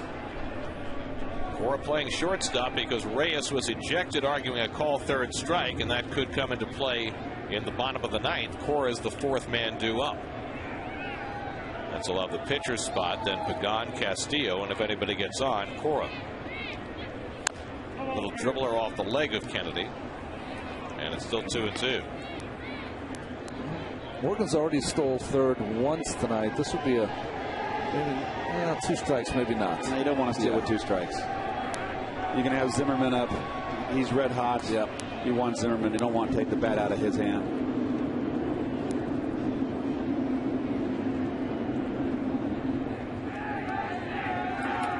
Keeping an eye on Morgan. And again making a move. 2-2 to Kennedy. Struck him out. Off-speed pitch from Mejia strikes out Kennedy for the second out. Let's check in with the studio, see what's coming up tonight on Lincoln Mercury Postgame Live.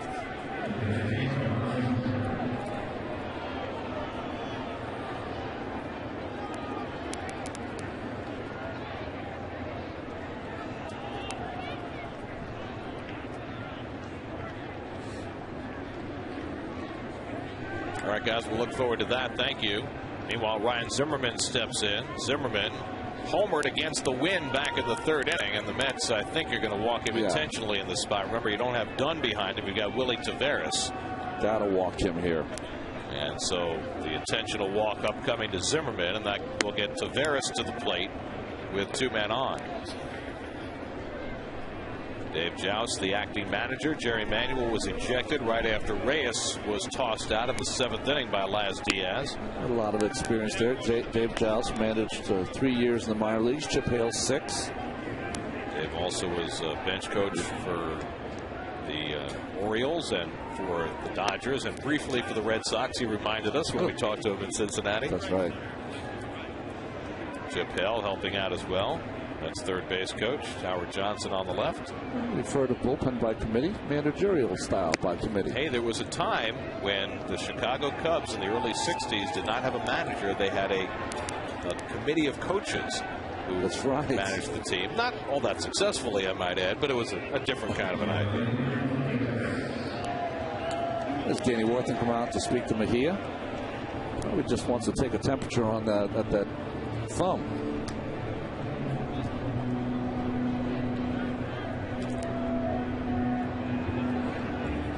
Acosta staying ready in the Mets bullpen in case needed. Then also giving the scouting report to Mejia and Taveras. Which Dan Worthington took over as Mets pitching coach at the same time as Jerry Manuel took over as manager 2 years ago. Previous pitching coach experience with the Tigers and the Padres. Remember him mostly pitching for the Expos during his major league career. Left-hander. So here is Taveras, who's done very little with the bat this year, and thus has not gotten the playing time that he might have liked. Speed with Morgan at second, Zimmerman at first with 1 out, and speed at the plate in Taveras. He likes to bunch for hits, but this is not the spot for it, with first and second and 2 out. And he hits a sharp ground ball. Cora makes sure to keep it on the end. And a beautiful backhand flip. How did he do that? Cora just trying to make sure he'd smother it to save a run, but somehow flat on his belly, he makes a perfect backhand flip to Castillo to get the 4th play and end the inning. Wow. Keeps it 3-1.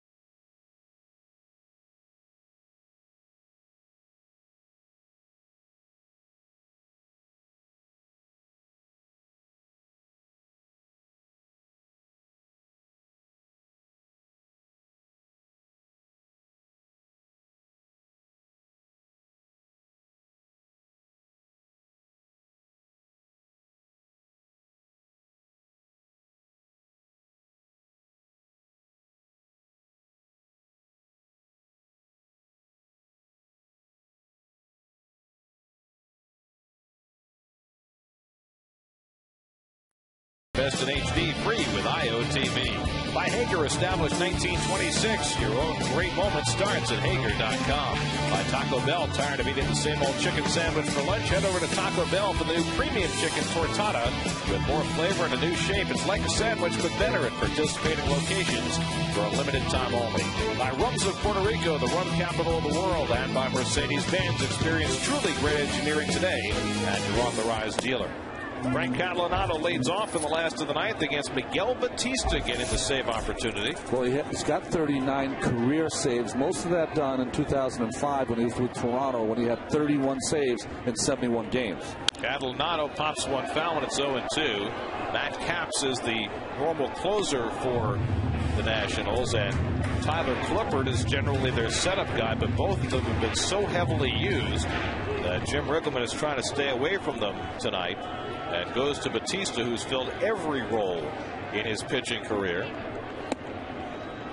Catalanato has faced him quite a bit, 3 for 13 in his career against Batista. Angel Pagan to follow, and then Luis Castillo here in the last of the ninth. Now the 1-2. Bounce to the right side. Gonzalez slides over in front of it, and Catalanato retired for the first out in the bottom of the ninth. Well, if the Mets don't come back here, it'll be a shame, because John Maine, another fine effort. He's given up 5 earned runs now in his last 3 starts, all of them consisting of 6 innings apiece. And wasted a good effort. Angel Pagan is 1 for 4 on the night, single back in the first inning and stole a base. The Mets have hurt themselves by going 1 for 12 with runners in scoring position tonight. Angel had a big at bat in the 7th inning when he hit a comebacker into a fielder's choice with Frank Court tagged down a rundown. And Angel takes ball 1 for Batista, who's trying to close it out for Luis Atalano, who would go to 3-0 on his career and would get a win on his 25th birthday if Batista can get 2 more outs. God lifts one deep toward the gap in right center field, long beyond Morgan toward the wall. It's out of here. Angel Pagan with his 2nd home run of the year, and he cuts the Nationals lead to 3-2.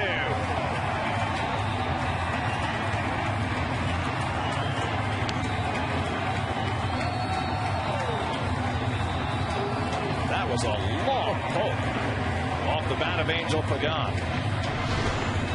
Up fastball right down the pipe. Boy, did he turn the fan on, and that is a long way. 4:15 out there. So now it's a 1-run ball game. Now here's Castillo, who drove in the first Met run with a 7th inning single. Alex Cora, remember, is on deck because Reyes was ejected in the 7th inning.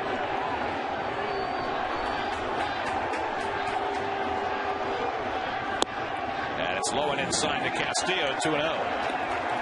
Well, the ILTV pitch differential wants this outside and down and just middle, up in the strike zone. First home run for Pagan this year is a left-hand batter. 2-0 to Castillo. He's got to be taking it. It's a strike, 2-1. 9-inning, 1-run games. The Capitals, the Nationals are perfect this year at 7-0. Mets, meanwhile, are 0-12, trailing after 8 innings this year. Trying to snap that. Low and inside, ball 3. 3-1 to Castillo. So Jim Riggleman trying to avoid using his perfect closer, Matt Capps, trying to avoid getting burned. Batista, the 39-year-old right-hander, deals 3-1, and Castillo taking all the way. It's a strike, 3-2. Well, you know a fastball's coming here, and here hit it. Alex Cora on deck. Behind him, Jason Bay. The Mets need to get somebody on to get Bay and turn it back. 3-2 to Castillo. In there for a call, strike 3. Louis goes down looking at a fastball, and the Mets are down to their final out of the night. Well, can't take here. Looking for a walk. It's borderline. Louis knew it too. Let's see. Yep, strike. So now it's left to Cora, and again, this was Reyes' spot. But Reyes got himself ejected from the game by firing his bat and helmet to the ground after taking a call third strike, and Laz Diaz ejected him, later ejected Jerry Manuel. So it's Corey in this spot with 2 out and nobody on. And Alex takes a strike. Corey has plenty of experience hitting against Batista. 39 career at bats against this right-hander, hitting .256 against him.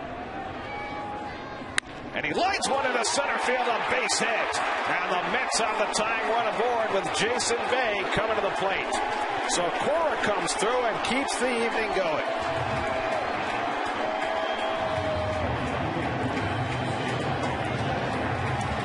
Nicely done, Alex. On a cold night. Not only gets a base hit in the top of the inning, made that fine defensive play. Well, Jason Bay has been waiting nearly a month and a half to have a defining moment as a New York Met. He's got a chance for one now. That's down by a run in the bottom of the ninth, with Cora the tying run at first and 2 out. Jason's 1 for 3 tonight. And he swings and misses at a first pitch fastball, 0-1. Bay is 2 for 10 in his career against Miguel Batista.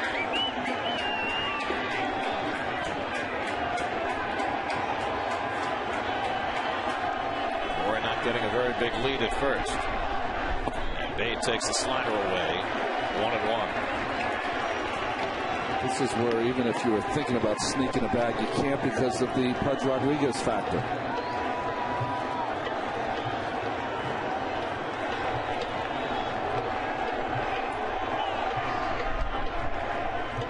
And Bay foul tips one on a slider. And now the Mets are down to their last strike. That's a good pitch from Batista. Yeah, very good pitch. Bay geared on the fastball. And a slider in a good spot in the outside corner. Batista looking for his first save of the year. Ahead on Bay, 1-2. Cora runs, swung on and missed, strike 3, and the ball game is over. Bay strikes out, Batista saves it, and the Nats win by a run for the 8th time this year. 3-2 Washington in the opener of this 3-game series. Well, 23 hits by both these ball clubs. A 1-run game for Washington. They've been perfect, like Gary said, all season long. Batista with his 40th career save. Pudge Rodriguez with 4 hits. And the Mets had plenty of hits, but not enough when they had people on base. They had a bad day with the men on base. They also struck out 11 times. So this was a tough loss here. John Maine threw a fine ball game, and Jason Bay just still struggling at the plate. This Met ball club still struggling offensively. Well, the Mets struggled to get the big hit all night. Jim Riggleman rolled the dice and kept his closer Matt Capps out of there. Miguel Batista gave up the 9th inning home run to Angel Pagan, but held on to get the save for Luis Adelano, who on his 25th birthday goes to 3-0 in the major leagues. And the Nats have now beaten the Mets 3 out of 4 this year and move ahead of the Mets by a game into second place in the National League East. Tomorrow, game 2 of the series. John Neese goes for the Mets. Scott Olson pitches for the Nats. 6:30 the coverage on SNY. So the Nats take the opener of the 3-game series with a 3-2 win. Now for Keith Hernandez, Ron Darling, Kevin Burkhardt, and our entire SNY crew, I'm Gary Cohen. Time to send it to Chris Carlin and Bobby Ojeda for Lincoln Mercury post-game live.